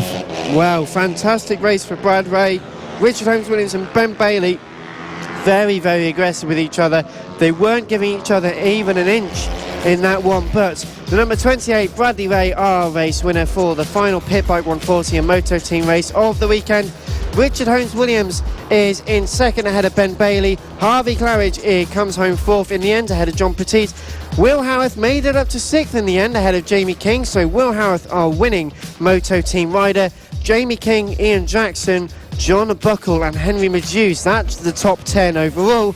Simon Clowes is due to come home in 11th and just does in second place in Moto Team ahead of Fraser Kinnaird and Darren Anderson, so second, third and fourth were 11th, 12th and 13th on the road for Moto Team. 14th is Daniel Gilbert ahead of Tom White. Keith Bolton, the number 8, comes home in 16th place. So a great race by all our riders, and clay pigeon is certainly going to suit the Moto Team riders some more, so expect the likes of Simon Clowes, Fraser Kinnaird, Darren Anderson. They're all going to be well within the top 10 at times at clay pigeon. It's going to be some fantastic and exciting racing.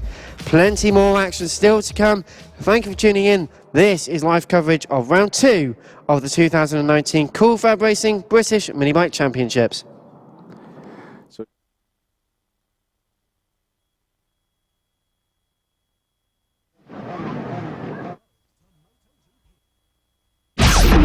The road to MotoGP and the official partner series to the BSB. Cool FAB-Racing. The road to MotoGP. This is Cool FAB-Racing.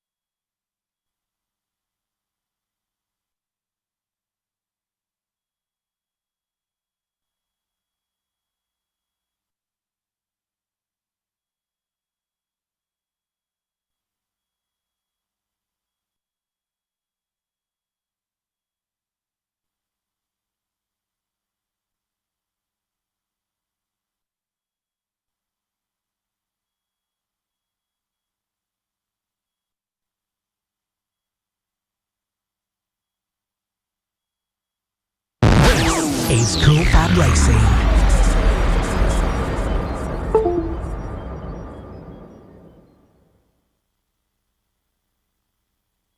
The road to MotoGP. This is Cool FAB-Racing.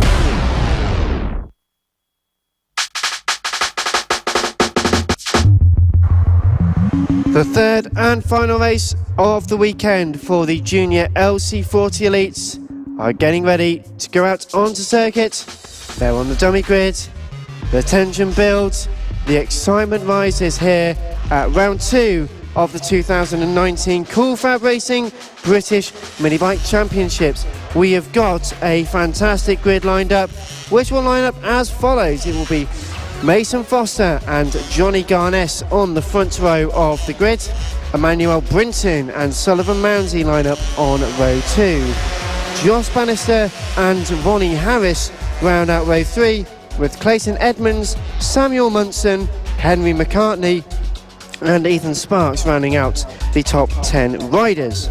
Taylor Stewart Campbell and Cameron Sewell 11th and 12th, with Charlie Huntingford, Warwick Brady and Holly Harris rounding out the 15 strong grid. They are out on circuit, just doing the last minute checks on the bikes, making sure all the temperature is in the tyres, in everything, and with 9 laps in prospect, this is going to be another fantastic race, Liam. Absolutely will be. We've had 2 fantastic races so far this weekend. As we remember back to race number 1, Johnny Garness and Mason Foster took it down to the final corner, with Johnny Garness unfortunately slipping off. In the previous race, it was Johnny Garness who took the spoils, as Mason Foster had, unfortunately, a couple of moments down at the bottom end of the circuit. So we could be seeing a lot of battles between them. So we had Sullivan Mounsey and Ronnie Harris rounding out the podium positions from earlier on in the day. Emmanuel Brinton and Josh Bannister were also in on the action throughout the entire race. Well, that is very true, but the story may change again here. Race 3 for the Junior LC40 Elite is underway. A brilliant start, absolute brilliant start from Johnny Garness and Sullivan Mounsey. They make their way up towards turn 1 for the first time. Mason Foster drops down to second place for the time being. Johnny Garness leads this race, but we had this before. We've had this where Johnny Garness off the line absolutely fantastically, and then Mason Foster with his impeccable work rate just chases and chases and chases until snap. The position is his again. We've got a rider who stops on the exit of turn number 5. They're on the bike. The marshal's going over just to make sure they can restart the bike.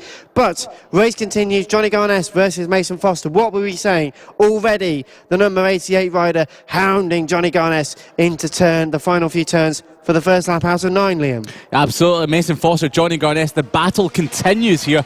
Unfortunately, the rider that pulled off could have been Emmanuel Brinton with the number 93 on the side of his helmet. Emmanuel Brinton does drop down the order, so Emmanuel Brinton just stopping at the edge of the circuit. Unfortunately, it looks like a big issue there. So Johnny Garness extending the lead of the race ever so slightly. They're ahead of Mason Foster, but Johnny Garness has always looked good throughout this weekend through the middle part of the section, while Mason Foster closes the gap towards the end. So Johnny Garness, Mason Foster, the 2 battling for the lead of the race. They're 3 wide at the back because Sullivan Mounsey, Ronnie Harris, Josh Bannister, they are all fighting out there at the moment. Josh Bannister including Clayton Edmonds and Samuel Munson in there. It's going to be Henry McCartney who also starts to close in on that gap. 3 wide coming into the final corner. This is very, very brave stuff for some very young riders indeed over the line. What's the gap going to be in this battle so far? Garness 0.253 ahead of Mason Foster. Ronnie Harris is in third ahead of Sullivan Mounsey. Then it's Josh Bannister and Clayton Edmonds. It's a 1, 2, 3, 4, 5 by Gaggle currently side by side. Sullivan Mounsey defending hard from Josh Bannister. Clayton Edmonds also wants a piece of the action. This is not just for championship points, this is for pride, and that is what drives these young riders so much. You can count on the Junior LC40 Elite class to provide some brilliant close combat action. Ronnie Harris just holds a bit of a gap ahead of Sullivan Mounsey, as Mason Foster is looking round the outside of Johnny Garness, not quite doing it yet. Johnny Garness strong into the final corner. Mason Foster sitting up a little bit, looking nice, calm and comfortable as they approach turn number 1, through turn number 1, as Ronnie Harris comes across the line, extending his lead in third position ahead of Josh Bannister and Sullivan Mounsey. Samuel Munson making a way forward. Josh Bannister unfortunately dropping down ever so slightly. Not sure if something's happened to Josh Bannister at the bottom end of the circuit. He's dropping down our timing monitors. We can see a marshal running, so we'll keep an eye out on that. But the battle for fourth position is hotting up. Sullivan Mounsey, Clayton Edmonds, Samuel Munson battle out as they head on towards the back straight. heading on to the back straight. The battle for the lead is ensuing. There's a yellow flag at turn 7 currently. So Marshall's just going over to have a look at something. But the race lead under contention again. Johnny Garnes holding on. Mason Foster, the 88, knows so well how to overtake Johnny Garnes. This is going to go down in the Cool Fab history books as one of the most iconic battles we've had in the championship's inception. Left and then right, turn 2 and turn 3. It's a very tight chicane. Big painted curbs to run over. You could slip over those if you're not careful, but so far neither of these two have put a foot wrong. 4 laps complete, 5 to go. Garnes and Foster your top 2, with Harris, Edmonds, Mounsey and Munson your top 6. Clayton Edmonds put a brilliant move on Sullivan Mounsey coming through the bottom end of the circuit. Sullivan Mounsey took it defensive. Clayton Edmonds right round the outside coming towards the final corner. That battle is definitely going to be worth keeping an eye on as the closing laps start to descend on us. So Mason Foster looking towards Johnny Garnes as they approach the final turn. Once again, Johnny Garnes holds the position. Mason Foster quick on the straights. Johnny Garnes quick into the corners. As they approach turn number 2, it's Mason Foster climbing all over the back of our championship leader and so far race leader. But it looks like we might have the battle for 4th, 5th and 6th closing ever so slightly on Ronnie Harris through the middle section of the track. Sullivan Mounsey all over the back of Clayton Edmonds. Won't be too happy with the move that Clayton Edmonds made move around the outside. It was a clean move, but he just won't be happy with the way he done it. You can't be happy with everything in life, but motor racing is a very tricky thing to be happy about at times anyway.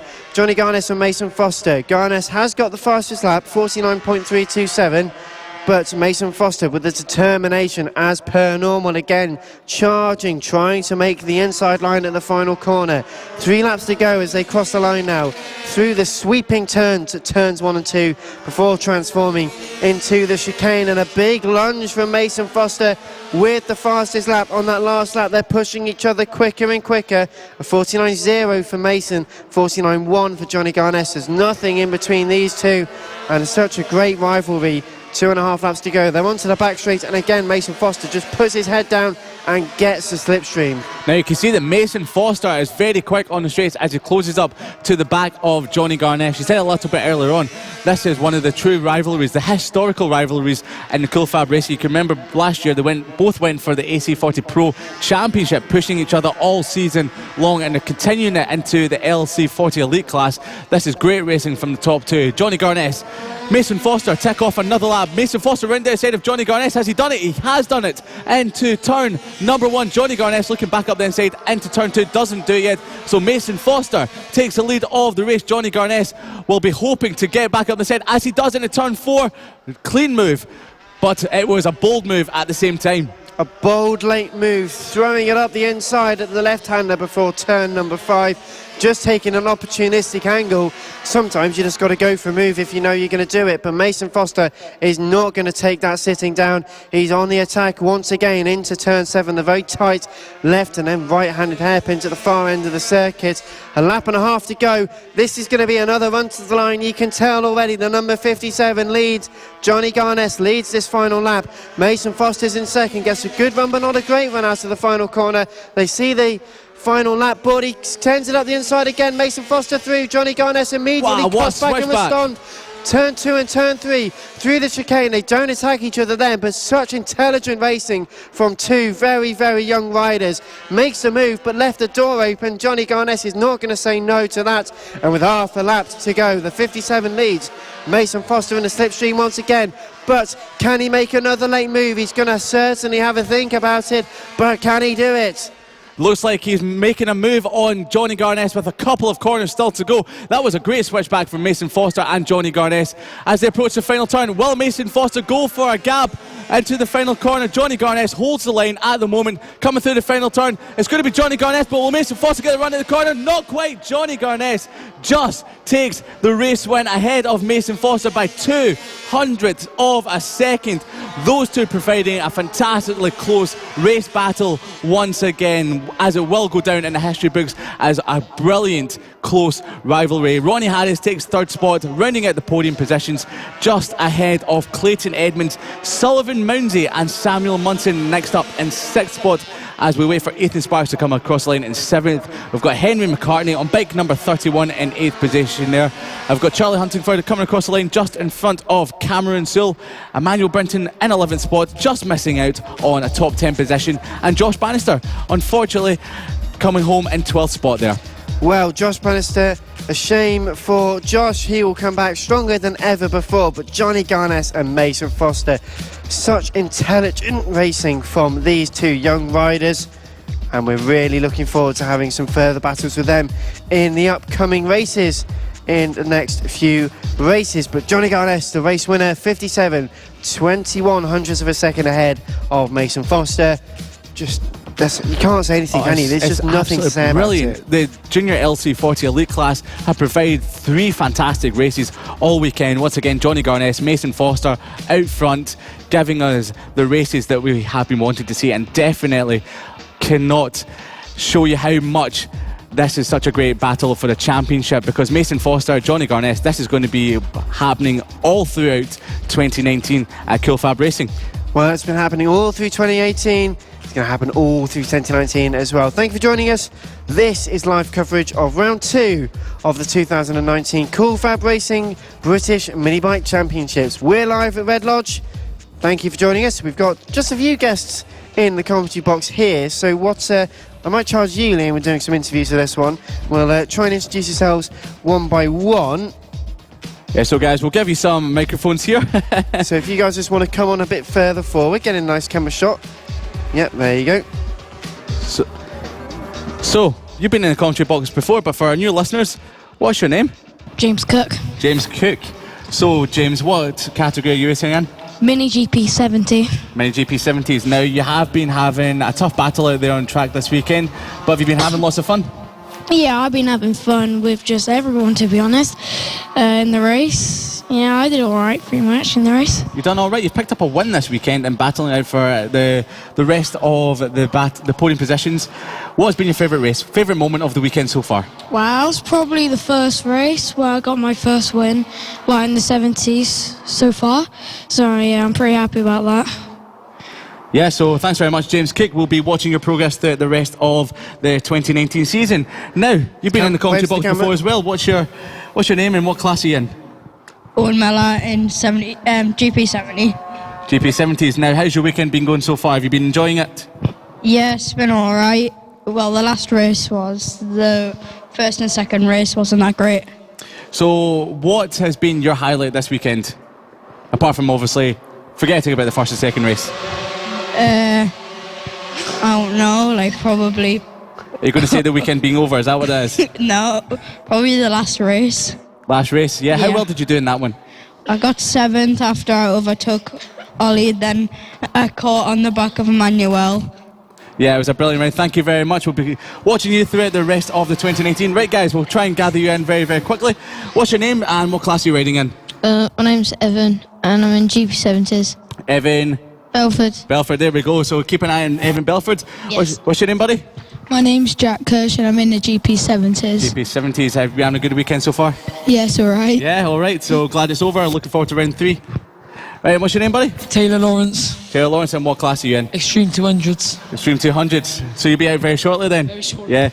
Thanks very much, guys. I think they just wanted to get on camera, Dan. Well, thanks very much, guys, for coming to join us. We've got a very quick grid for you here as we get ready for the start of the third and final senior mini motos race of the weekend. Will Howarth and Bernie Hook will be on the front row. Rob Petit, Simon Huntingford, Matt Birkin's your top 5, with Chris Yeomans, Craig Ashall 6th and 7th. Red lights on, red lights out. A good start from our 2 front row men of Will Howarth and Bernie Hook, making their way down towards Telmore for the first time. But Matt Birkin, out of absolutely nowhere, makes a blinder of a start, already into the lead. Matt Birkin, for context, started in 5th place and just shot off like a scalded cat. Yeah, absolutely. Did shoot off like a scalded cat. He's not been having too much fun out there this weekend. Had a couple of wee offs, but hopefully, fingers crossed, he will be leading out this race for himself, and of course he will be pulling away from the front of the field. So it's Matt Birkin in first spot ahead of the likes of the rest of the field at the moment there. So Will Howarth and Bernie Hook enjoying a good battle so far, making their way through the final couple of corners. Matt Birkin, though, very happy in the lead at the moment. It's probably going to stay there for the rest of the race if they keep it up like this, but I have a sneaking suspicion that might not be the case. Bernie Hook in second, Will Howard third.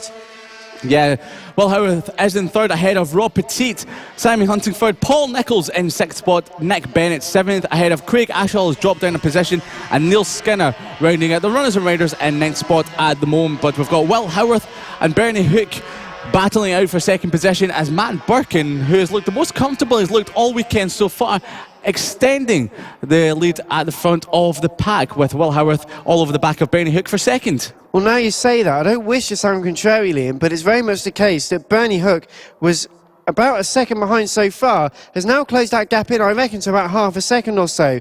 Matt Birkin, the number 5 rider, very orange and blue overalls, got Bernie Hook and Will Howard for company. They're fighting amongst each other to try and close in. They're closing in definitely underneath the braking zones, but not over the timing line as we extended the gap by a tenth and a half. So yeah. I'll stop talking for a second, but in the meantime, Bernie Hook and Will Howard working with each other on the infield section. Not just those battling though. Rob Petit is involved in an almighty scrap with Simon Huntingford and Paul Nichols.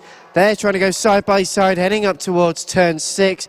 The hook onto the back straight. They're going to use the toe, which can be quite effective with these adults on the bikes. They're trying to go up the inside, or in fact right around the outside, using much superior grip, and made the position through. So Rob Petit not quite in fourth place at the moment. Still though, Bernie Hook was in second place, but he's now in third place. Second place going the way of Will Howard. Liam, how did that overtake happen? Yeah, so it happened a few corners beforehand. We had Will Howard looking up the inside of Bernie Hook. Hook managed to still hold the position, but as it came out of the tight right-hander towards the end of the lap, Will Howard just got to run up the inside, left Bernie Hook with nowhere to go, up the inside, squeezed him out, but managed to get into second spot and chases down Matt Birkin. So that gap looks like it's been hooked at 1.4 seconds after the overtake. So you never know, with a few more laps to go, we might have Will Howard on bike number 96 catching the back of number 5, Matt Birkin. But not if they continue at the pace they're going right now. Matt Birkin with the fastest lap, 49.7,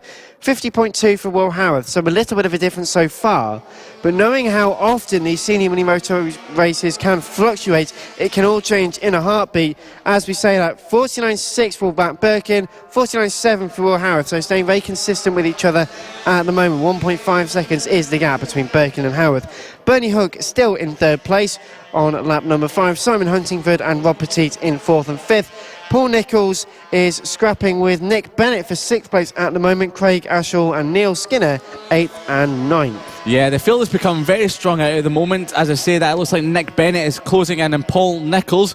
So after a few laps of close battles down towards 4th, 5th, 6th and 7th, they've strung out a little bit. But it looks like Will Howard is still trying to close the gap on Matt Birkin. It looks like he closes it towards the end of the lap, but as they come across the line, Matt Birkin seems to get the power down nice and early, lots of grip, comes across the line and has always extended the gap. So it's just a few hundredths that time round, only 8 thousandths in it between the lap time, so the gap is now up to 1.577 of a second. We've still got Bernie Hook in third spot, Simon Huntingford holding off Rob Petit in 5th place. Paul Nichols has got Nick Bennett climbing all over the back of him. Craig Ashall and Neil Skinner round out the runners and riders at the moment.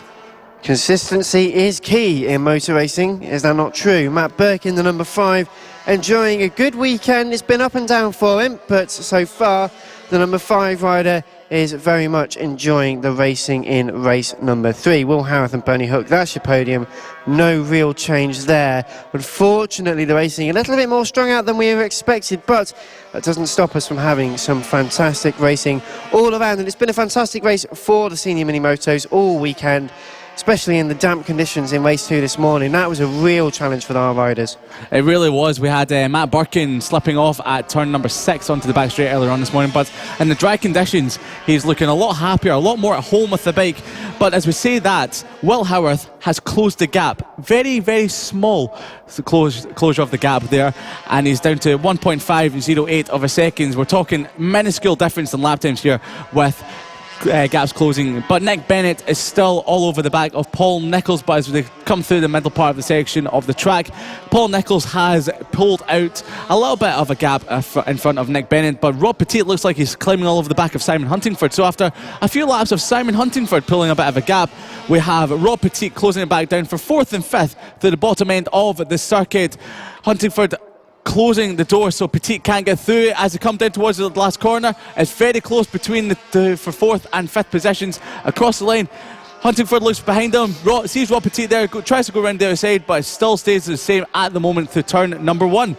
So as they go into turn 2, looking every which way is Rob Petit, coming through turn number 3, switching left to right, back to left again, back to right again through the tight right-hander in a second. We're going to have Rob Petit putting the power down nearly up the inside as they come into turn number 6 for the moment there, Dan. Well, it's closing up, not just in that battle there, but closing up a field for the race lead. Matt Birkin was only 1.1 seconds ahead on the last lap. We now start the last lap, and over the line, Matt Birkin and Will Howarth is 0.9 of a second, so closing in exponentially.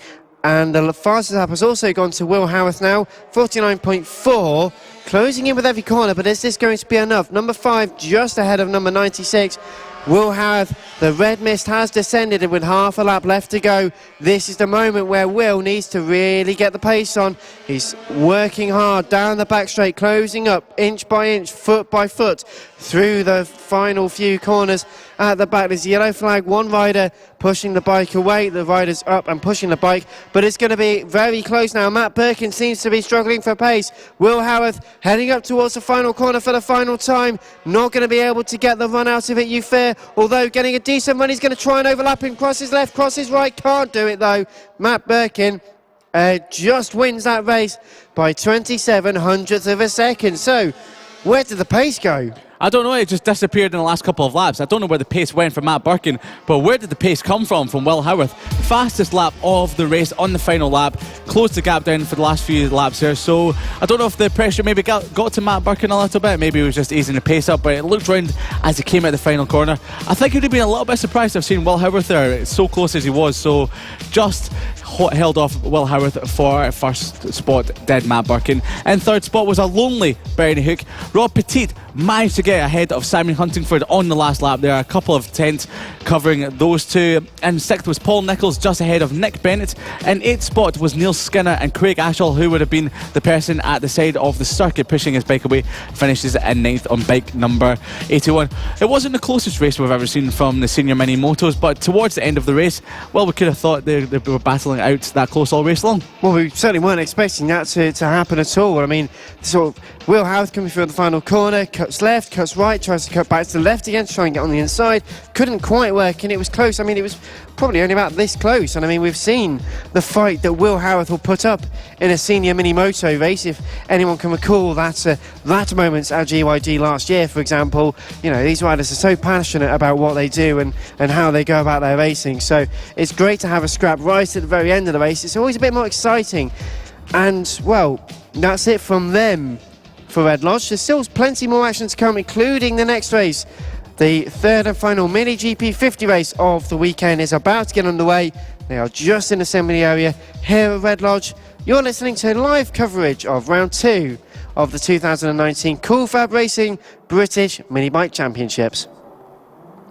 So yes, we've got the Mini GP 50s, as you said, out for race number 3 next. Now, we've had lots of great battles between them throughout the previous 2 races. As you might cast your mind back to the race just before lunchtime there, race number 2 of the Mini GP 50s gave us a fantastic show. We had Harrison Crosby coming through with a lap and a half to go. He was in 4th spot with 2 laps to go and managed to win the race right at the end. So we've got lots of action to look forward to from this class, and you don't want to be missing it right here at CoolFab. You can find us on Twitter at CoolFab, on Twitter as well at M Sport Radio. Just if you've joined us, that's where you can find us. Facebook as well, Motorsport Radio, FAB-Racing. You can find us on Twitch as well. For all you gamers out there, you know what Twitch is all about. We're obviously over there as well. YouTube as well, so you can catch us on all the social media. So this is racing you don't want to miss, where we've got 3 races left, because after this we've got the Stream 200 race 3 and the sidecars racing to complete the day's action. So as the riders make their way round to the start of the grid, we will be having Kyle Payne on bike number 25, starting in your pole position. Ryan Hitchcock on bike number 43 will be going off second position on the grid, ahead of row number 2's Lucas Brown, starting in third spot. Josh Bannister, who managed to get himself back on the grid after he slipped off on the sighting lap, will be starting from fourth spot in the previous race, that was. And fifth spot on bike number 808 is Mason Johnson, starting off row number 3. Alfie Davidson in sixth spot on bike number 8. Ninth spot will be Harrison Crosby, as I said, making his way through the field from 7th on the grid to take the race win in race number 2. Now these conditions might play into his hands, as we can see the clouds descending. It's getting a little bit darker out there again, so fingers crossed the rain stays off before the start of this race. Jimmy Parker will be in 8th place on bike number 39. Taylor Stewart Campbell on bike number 97 will be in 9th spot, ahead of Ronnie Harris on bike number 66. Running at the top 10, Harrison McKee on bike 61 will be in 11th, ahead of Ollie Horner on bike 17 and 12th place. Ben Jolliffe on bike 125 in 13th position. Unlucky for some, but fingers crossed not for Ben Jolliffe. And Warwick Brady on bike number 99 in 14th place. Finn O'Werty rounds out the runners and riders in 15th place on bike 110. Fantastic then, the grid. This is the final Mini GP 50 race of the weekend. The riders make their way through the final few corners, getting ready to the grid. And it will be pretty exciting just to see what will happen and hear what will happen in this race. Thank you for joining us on social media. Thank you for all of your comments, likes and shares. Please do keep getting in touch. Let the whole world know how much you love the cool FAB Racing action by commenting, sharing to all your friends and family. Let them know how to get in touch at M Sport Radio on Twitter, at Cool FAB Racing as well. Head over to motorsport.radio for a full audio archive of the racing from 2017 as well. We are ready then for the race starts. They look towards the starting gantry. The red lights are on. They are out now. Good start from pretty much everyone. A couple of riders struggling to get away with these bikes, but as they make their way into turn number 1 for the first time, it is the likes of Kyle Payne that's made a great start, but Ryan Hitchcock makes a better mess of the first chicane. Into the lead goes Ryan Hitchcock ahead of Kyle Payne. Mason Johnson getting up into 4th place. A good start again for Mason Johnson. Starts very well in these races. 11 laps to go in this race, so plenty of time for riders to get into a rhythm and get a bit of action underneath their belts. But so far, Ryan Hitchcock makes the best start, one of the best starts he's made all weekend, and leads this race. Yes, Ryan Hitchcock, our race 1 winner this weekend. Kyle Payne hasn't picked up a race win just yet, but he leads the way, so he'll be looking to make amends of that in the third race here today. It looks like we've got a change of position for 4th spot. That looks like Harrison Crosby coming off 7th on the grid up to 4th spot. Unfortunately, that was 6th spot, so I'm looking a little bit further down the field. Mason Johnson has had a great start from further down the order. He is in 4th spot there, but as we look towards the front of the field, Ryan Hitchcock has opened up a few bike lengths of advantage over Kyle Payne and Lucas Brown, so there's been a change of lead there that has gone amiss from us, or from myself up here in the commentary box. Dan, do you see anything there? Well, wasn't easy to see what happened there for the time being. We will try and get as much information on that as we can, but Ryan Hitchcock 0.6 of a second over the line. That's a few bike lengths, as you just mentioned. It's 0.6 currently, even more, one fears, as they're about to cross the line once again. Second for Kyle Payne. Third is Lucas Brown, not really attacking, but in and amongst the battles. Josh Bannister, though, also making progress.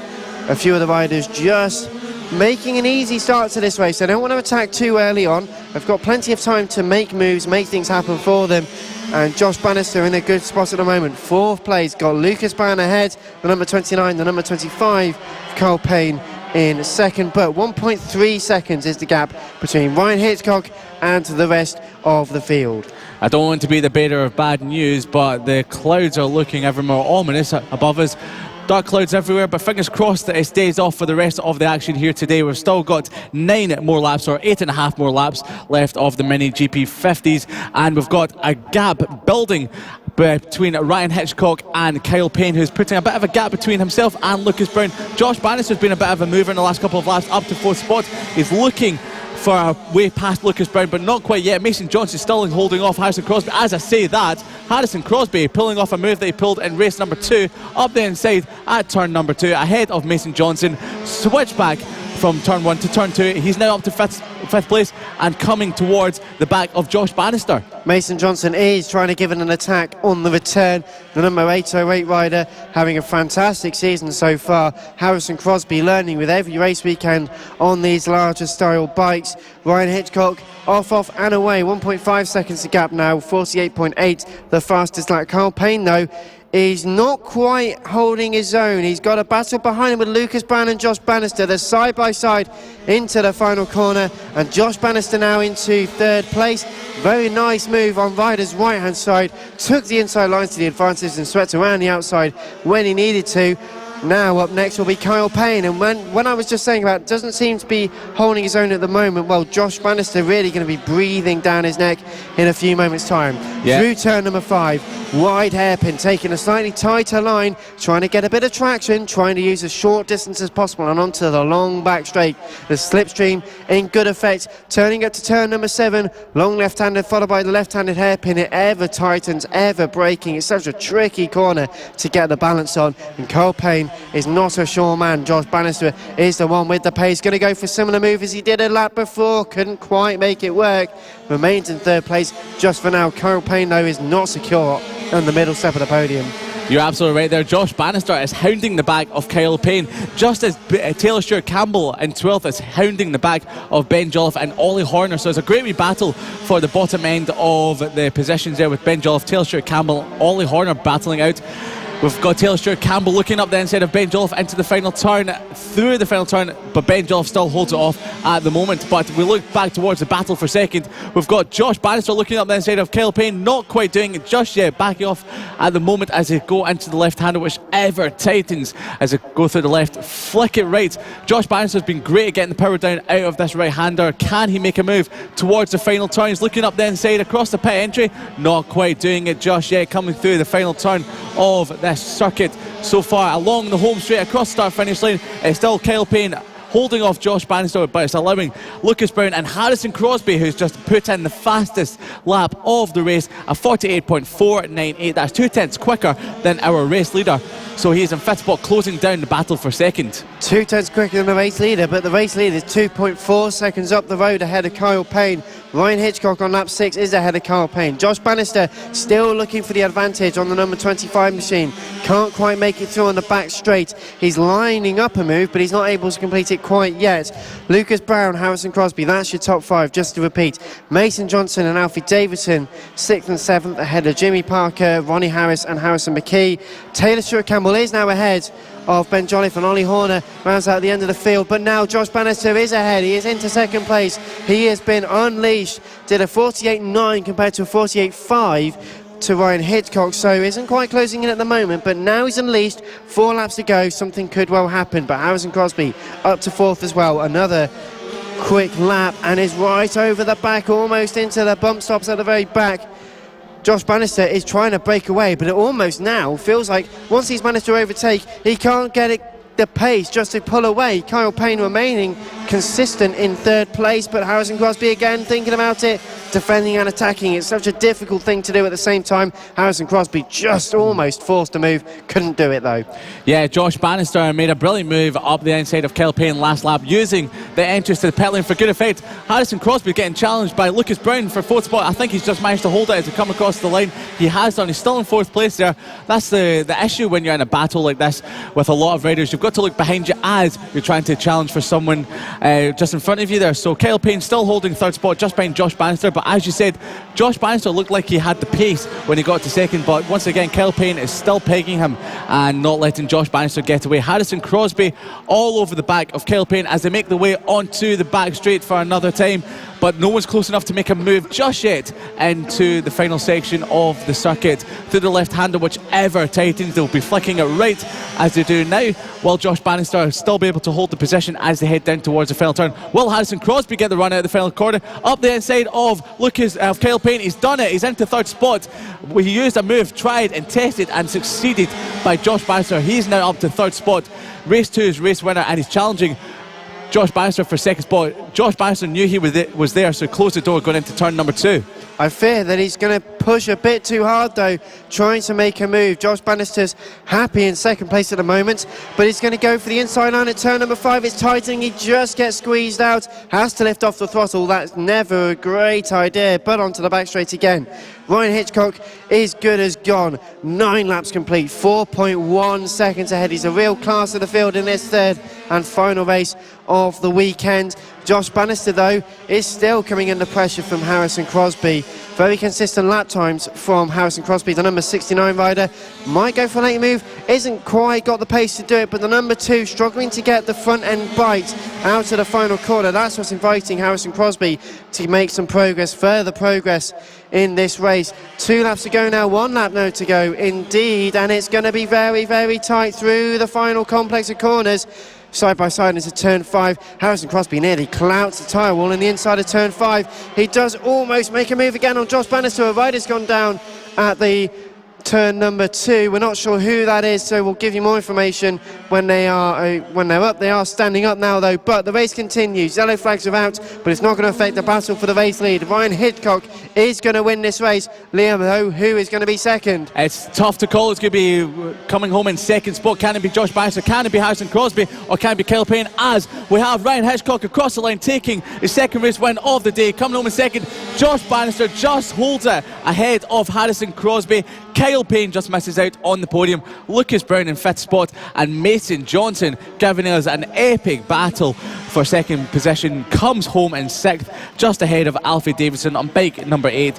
We're awaiting Jimmy Parker to come across the line next in 8th position, and as they come across the line any second now, he looks behind him, just looking at Ronnie Harris. So it's going to be Jimmy Parker ahead of Ronnie Harris. A great battle for 8th position there. Harrison McKee will be coming across the line any moment now as he's battling with the likes of Taylor Stewart Campbell. Who's got it there? Will it be Taylor Stewart Campbell round the outside? Yes, it is. Taylor Stewart Campbell moves up to 10th spot. Harrison McKee not happy at all with losing out in the top 10 there, throwing his fists up in the air as Taylor Stewart Campbell just nipped ahead of him. Ben Jolliffe coming across the line in 12th, so we believe it was Ollie Horner that went down at the end of the race there, but fingers crossed he's up and okay. We believe he was, as he came across the line in 13th spot. So once again, I'll give you a quick rundown of the race results. So it was Ryan Hitchcock who took his second race win of the weekend, winning race 1 and race number 3 by 4.9 seconds ahead of Josh Bannister, and Harrison Crosby picking up a second, third place of the weekend, winning race number 2 earlier on in the day. So that is your podium positions for the Mini GP 50s here at the 2019 Cool Fab Racing round number 2 at Red Lodge. Just remember to catch us on Facebook at Cool Fab Racing, and of course Motorsport Radio. You can find us on Twitter if you're just tuning in for the first time at Cool Fab Racing, and of course at M Sport Radio, and you can find us on Twitch and YouTube as well. So we will be all over the social medias. We've got 2 more races that are coming up next. This is Cool Fab Racing.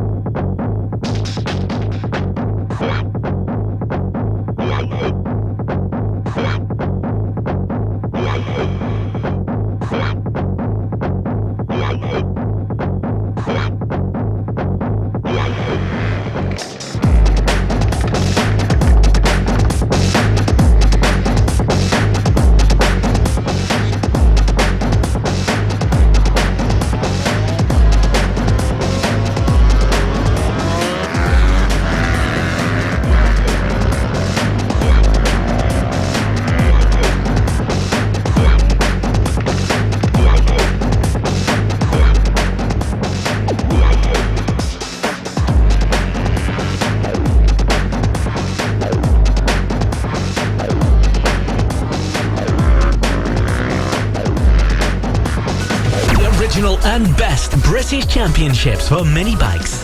This is Cool Fab Racing from Red Lodge. Welcome back to Cool Fab Racing live radio coverage from Red Lodge, round number 2, and we have our penultimate race of the day lining up on the grid. It is the Extreme 200.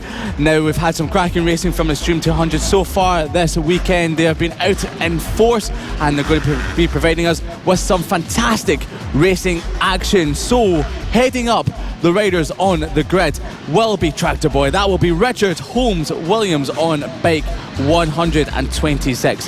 Next to him should be Brad Ray, but it doesn't look like Brad Ray will be taking the start in this race as there was a gap at the head of the field. Taylor Lawrence on bike number 10 will be starting from third spot there, and bike number 201 is Cam Harris starting in fourth position there. Brandon Pearl, the yellow Pearl, will be in fifth spot on bike 146. In sixth position we have Will Howarth on bike number 96, followed by Charlie Nesbitt, who should be out there on circuit, but we're not too sure if they will be taking up the grid position on bike number 86. Harvey Claridge on bike 16, the British Talent Cup rider Harvey Claridge will be starting from 8th spot ahead of Jamie King, local boy, looking for a great result in his final race of the weekend on bike number 76. Blake Ansell would have been heading up on row number 5 in 10th spot, but he's had to go home after a few bike issues this weekend. Ian Jackson will be in 11th spot on bike number 7 ahead of David Wills on bike 71. Bernie Hook will be lining up in 13th ahead of Callum Wybrow on bike 67th, and Fraser Kinnaird rounds out the runners and riders in 15th position on the grid on bike number 3, back on row number 8. So, as the depleted field of riders take their positions on the grid, they look towards the right, look but don't stare, the red lights go out, and it's a great start by Richard Holmes Williams ahead of Taylor Lawrence as they head into turn number 1, but there's already a gap at the front of the field. But Brandon Pearl has made a great start from 5th on the grid up to 3rd spot, so he's looking cosy and comfy in that position there with the likes of the number 10 rider. Taylor Lawrence looking all over the back, so he's dropped a couple of positions from the start, so it looks like we might have Cam Harris moving up to 2nd position. But at the front of the field, Richard Holmes Williams has already opened up a gap that looks to be about 1.5 seconds, so he's already off and running, looking golden at the head of this field. Brandon Pearl climbing all over the back of Cam Harris as they make their way round towards the end of the lap. Down towards the last corner, Brandon Pearl is looking like he's making a move on Cam Harris. Can he make it stick as he comes through the final corner? Not quite. It's Cam Harris across the line in 2nd, just ahead of Brandon Pearl, and we've got Taylor Lawrence climbing all over the back of the yellow Pearl in 3rd spot there. We've got Harvey Claridge just making up some ground that he lost at the start in 5th spot, using the tight and twisty infield section of the circuit to close up on the slightly bigger bikes in front of him. And 6th spot is Will Howarth. David Wales in 7th spot on bike number 71, Ian Jackson in 7th, and Jamie King had an unfortunate start. He's back at the bottom end of the field in 9th spot, so he's just made his way past Ian Jackson, so they've had a bit of an issue on the opening lap of this Extreme 200 race. But we look towards the battle for 2nd. It's still Cam Harris leading the way for that battle for 2nd ahead of Brandon Pearl as they come towards the final corner. Taylor Lawrence is still in 4th spot just behind them there. Harvey Clark is using all that mid-corner speed to look up the inside, and as they go up to turn number 1, Brandon Pearl just closes the door on Taylor Lawrence into turn number 2. The dark clouds descend once again, making it look even darker here, but brightening up the racing on the track as Brandon Pearl looked round the outside of Cam Harris, didn't make it stick, and we've got Will Howarth closing on the back of the battle for 2nd at the moment.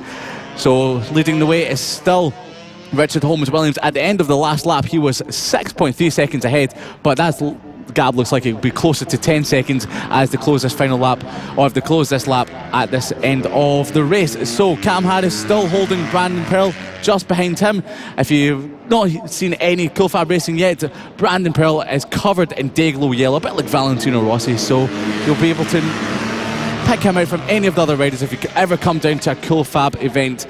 So the top 2 seem to be pulling away. Cam Harris, Brandon Pearl, Taylor Lawrence are gapping the likes of Harvey Claridge at the moment. Harvey Claridge is trying everything he can, using the mid-corner speed, using the twisty stuff to catch up to the bigger bikes. But when it comes to the power and out-and-out grunt down the straight, it looks like the bigger bikes just pull a bit of a gap in front of Harvey Claridge.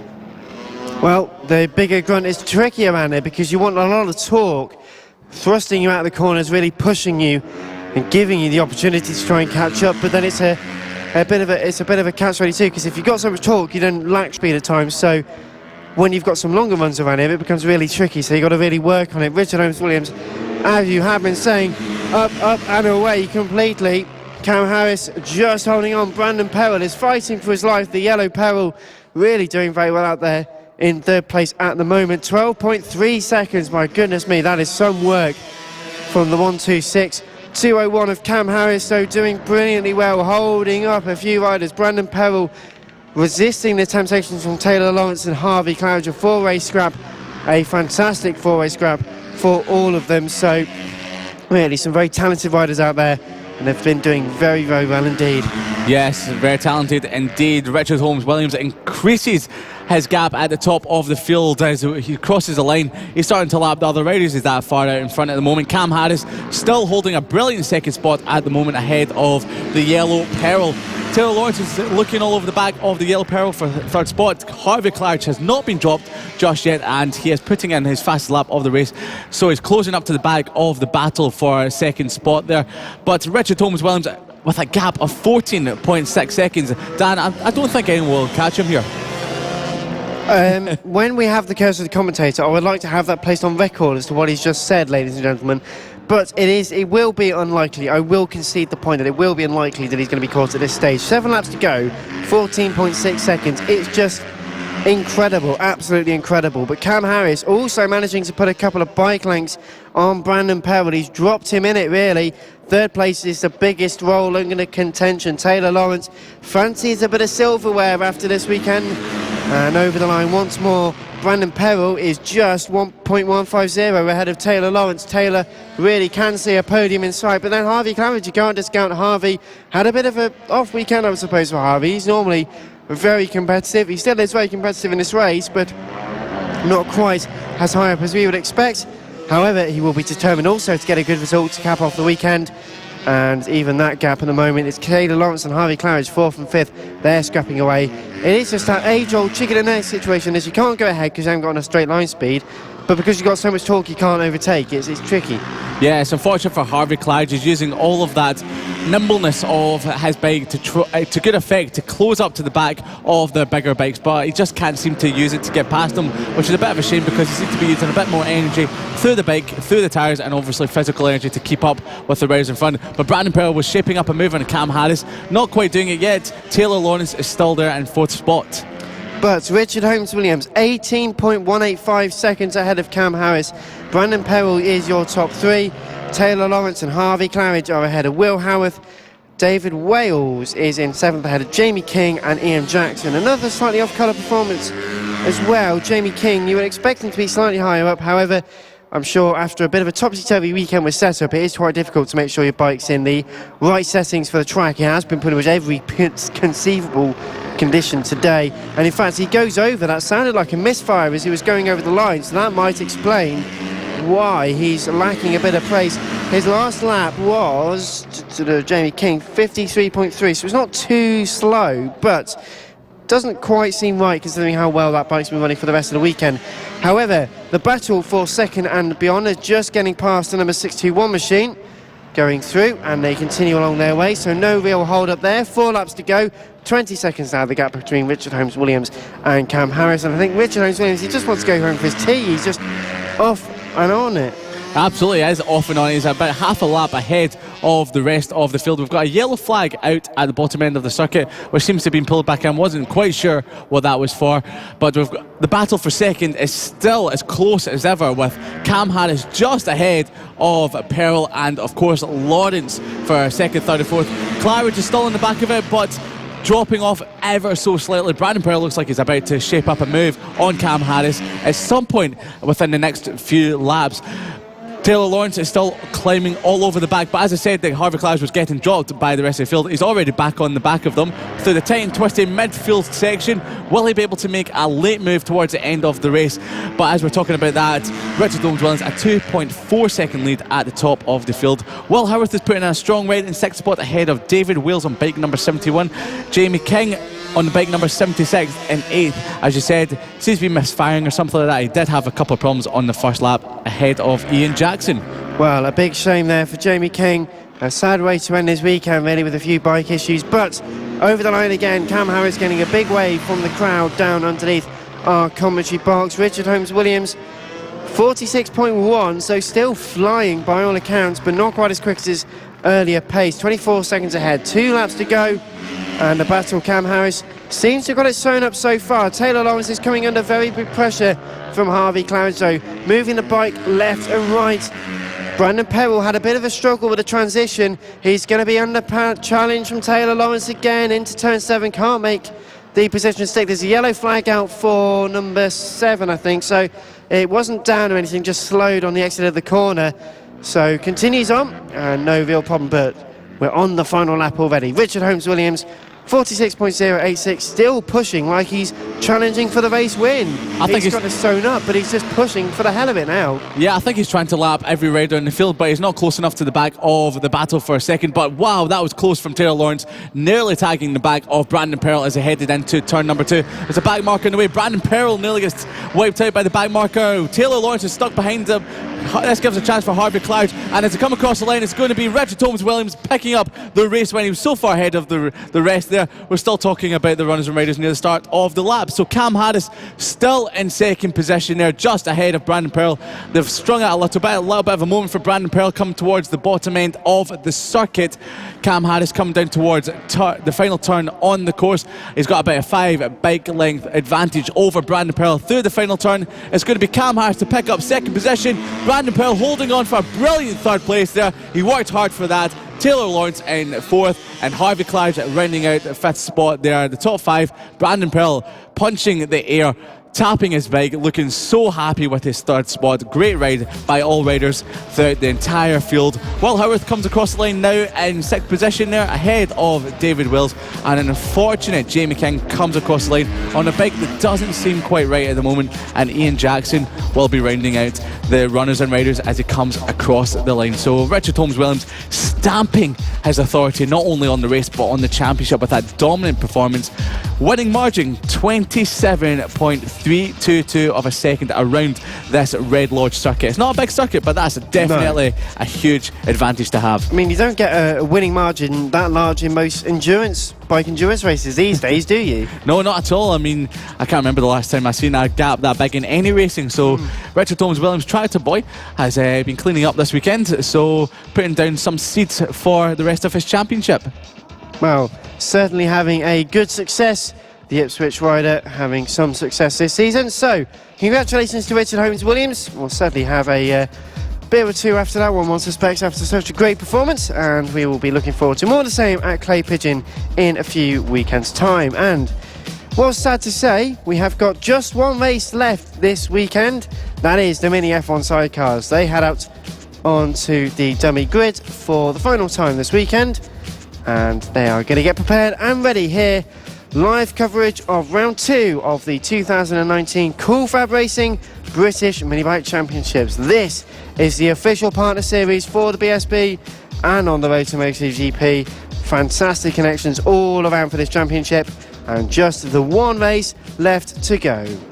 Yes, there's one final race, which is quite sad because Red Lodge has been absolutely fantastic. A great facility here at the circuit, lots of great action throughout the entire weekend, and we've got the F1, the mini F1 sidecars to go out on circuit. Now, Mick Williams has been clearing up so far this weekend. Jack Walters challenged him in race number 1, just missing out on the race win, but it was a bigger advantage in the second race. Jack Walters did pick up second from that race, and Mick Lee in 3rd. So Mick Williams leads them off from pole position ahead of Jack Walters on sidecar number 2.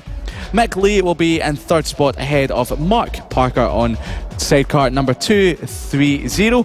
John Hoskert in 5th place. Simon Ibbotson will be starting in 6th place. 7th will be Adrian Ems, and Paul Qualters Jr.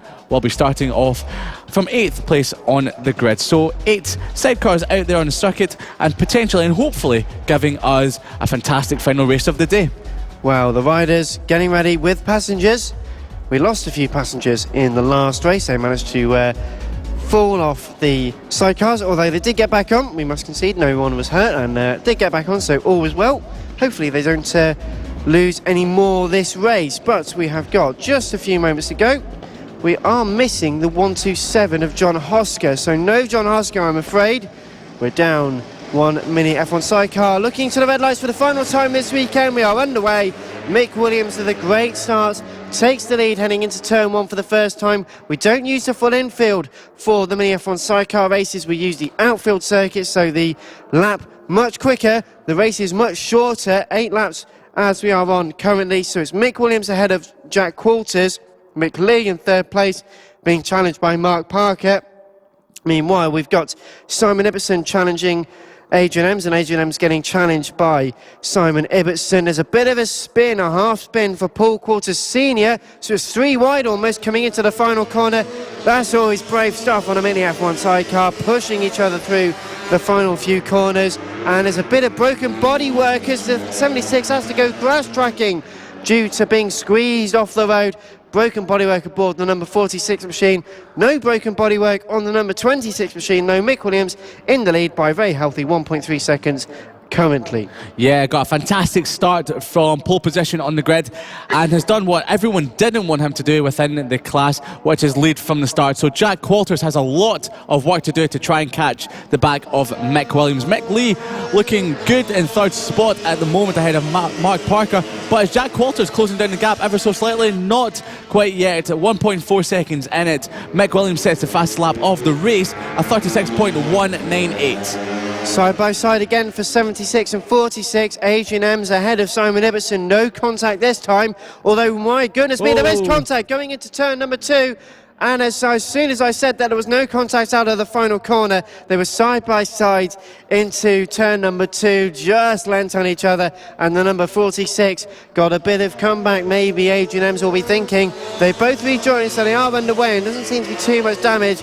Mick Williams, though, leading this race, although not with the fastest lap, 1.3 seconds ahead of Jack Qualters. Jack Qualters with the fastest lap, 35.972. 3 laps completed, 5 to go. Mick Lee still in third place. Coming through turns 2, 3 and 4, just heading onto towards the back straight there. Jack Qualters carried so much corner speed heading onto back straight. Must have caught up about a couple of tenths of a second there on Mick Williams.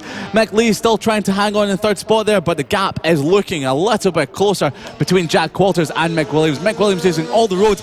Jack Qualters using even more of that, touching the curb as they come across the line. A new fastest lap of the race from Jack Qualters, a 35.7, 8 tenths of a second in it with 4 laps to go. Jack Qualters closing the gap throughout the rest of this lap. Could this be another one of those classic battles between Mick Williams and Jack Qualters? Well, Jack Qualters certainly giving it all into turn 7 and 8. Left and then right, very tight hairpins. Mick Williams has very good grunt coming out of the hairpins, very good low down torque. Jack Qualters can use some of the very useful top speed that machine has got. Over the line now, it was 0.9 over the line last time. It's now 0.6, so Jack Qualters again closing in into the very fast section from turn 2.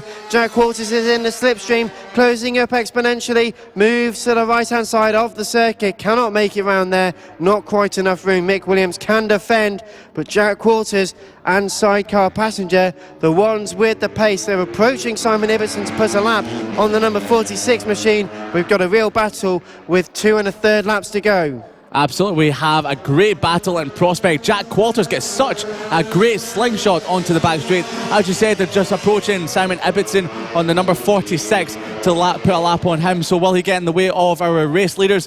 He's held up Mick Williams a little bit. Jack Qualters gets another great slingshot onto the back straight. Can't make a move on Mick Williams as they pass the back marker of Simon Ibbotson. Mick Lee is only a couple of seconds further back, so if they start scrapping a little bit more, then it could open the door for Mick Lee to gain some positions. And it's not just those guys that are fighting. There's a good battle going on between Paul Qualters Jr. and Adrian Ems. That is for 5th and 6th at the moment. So the race leader is about to come over the line again. This is the start of the final lap. So this is it, ladies and gentlemen, the final lap of the weekend, and there's a real battle on for the Mini F1 sidecars. Mick Williams bounces over the curbing at turns 2. Jack Qualters in the slipstream, closing up inch by inch. This is going to be a long run around turn number 7. They can't close up. I don't quite think they could make it, but Liam, anything could still happen. Anything can happen in motorsport, and it usually does. So Mick Williams still holds lead of the race, but Jack Qualters is looking all over the back of Mick Williams into the final corner. Can Jack Qualters make a move as they come out of the final corner? Powers down, Mick Williams comes across the line to take the third race win of the weekend. Jack Walters puts in a valiant effort, just missing out in the race win. Mick Lee having his best result of the weekend so far. He's had another third position, but that's the closest he's finished to the race leader all weekend. Mark Parker in fourth spot on bike 2300 will be coming across the line any second now. Paul Qualters Jr. pick up another fifth position. A great ride there by Paul Qualters Jr. Simon Ibbotson in seventh spot, but we have a battle for fifth position with Adrian Ems just hounding the back of Paul Qualters Jr. So I called that one a little bit too early, but Adrian Ems looking good to try and overtake Paul Qualters Jr. coming in the final turn, but not quite. It's going to be Paul Qualters Jr. holding it off. Adrian Ems comes home in sixth position. Simon Ibbotson on bike 46 coming home in seventh, rounding out our runners and riders there. So just a great result from everyone involved. Mick Williams picks up his third win of the weekend.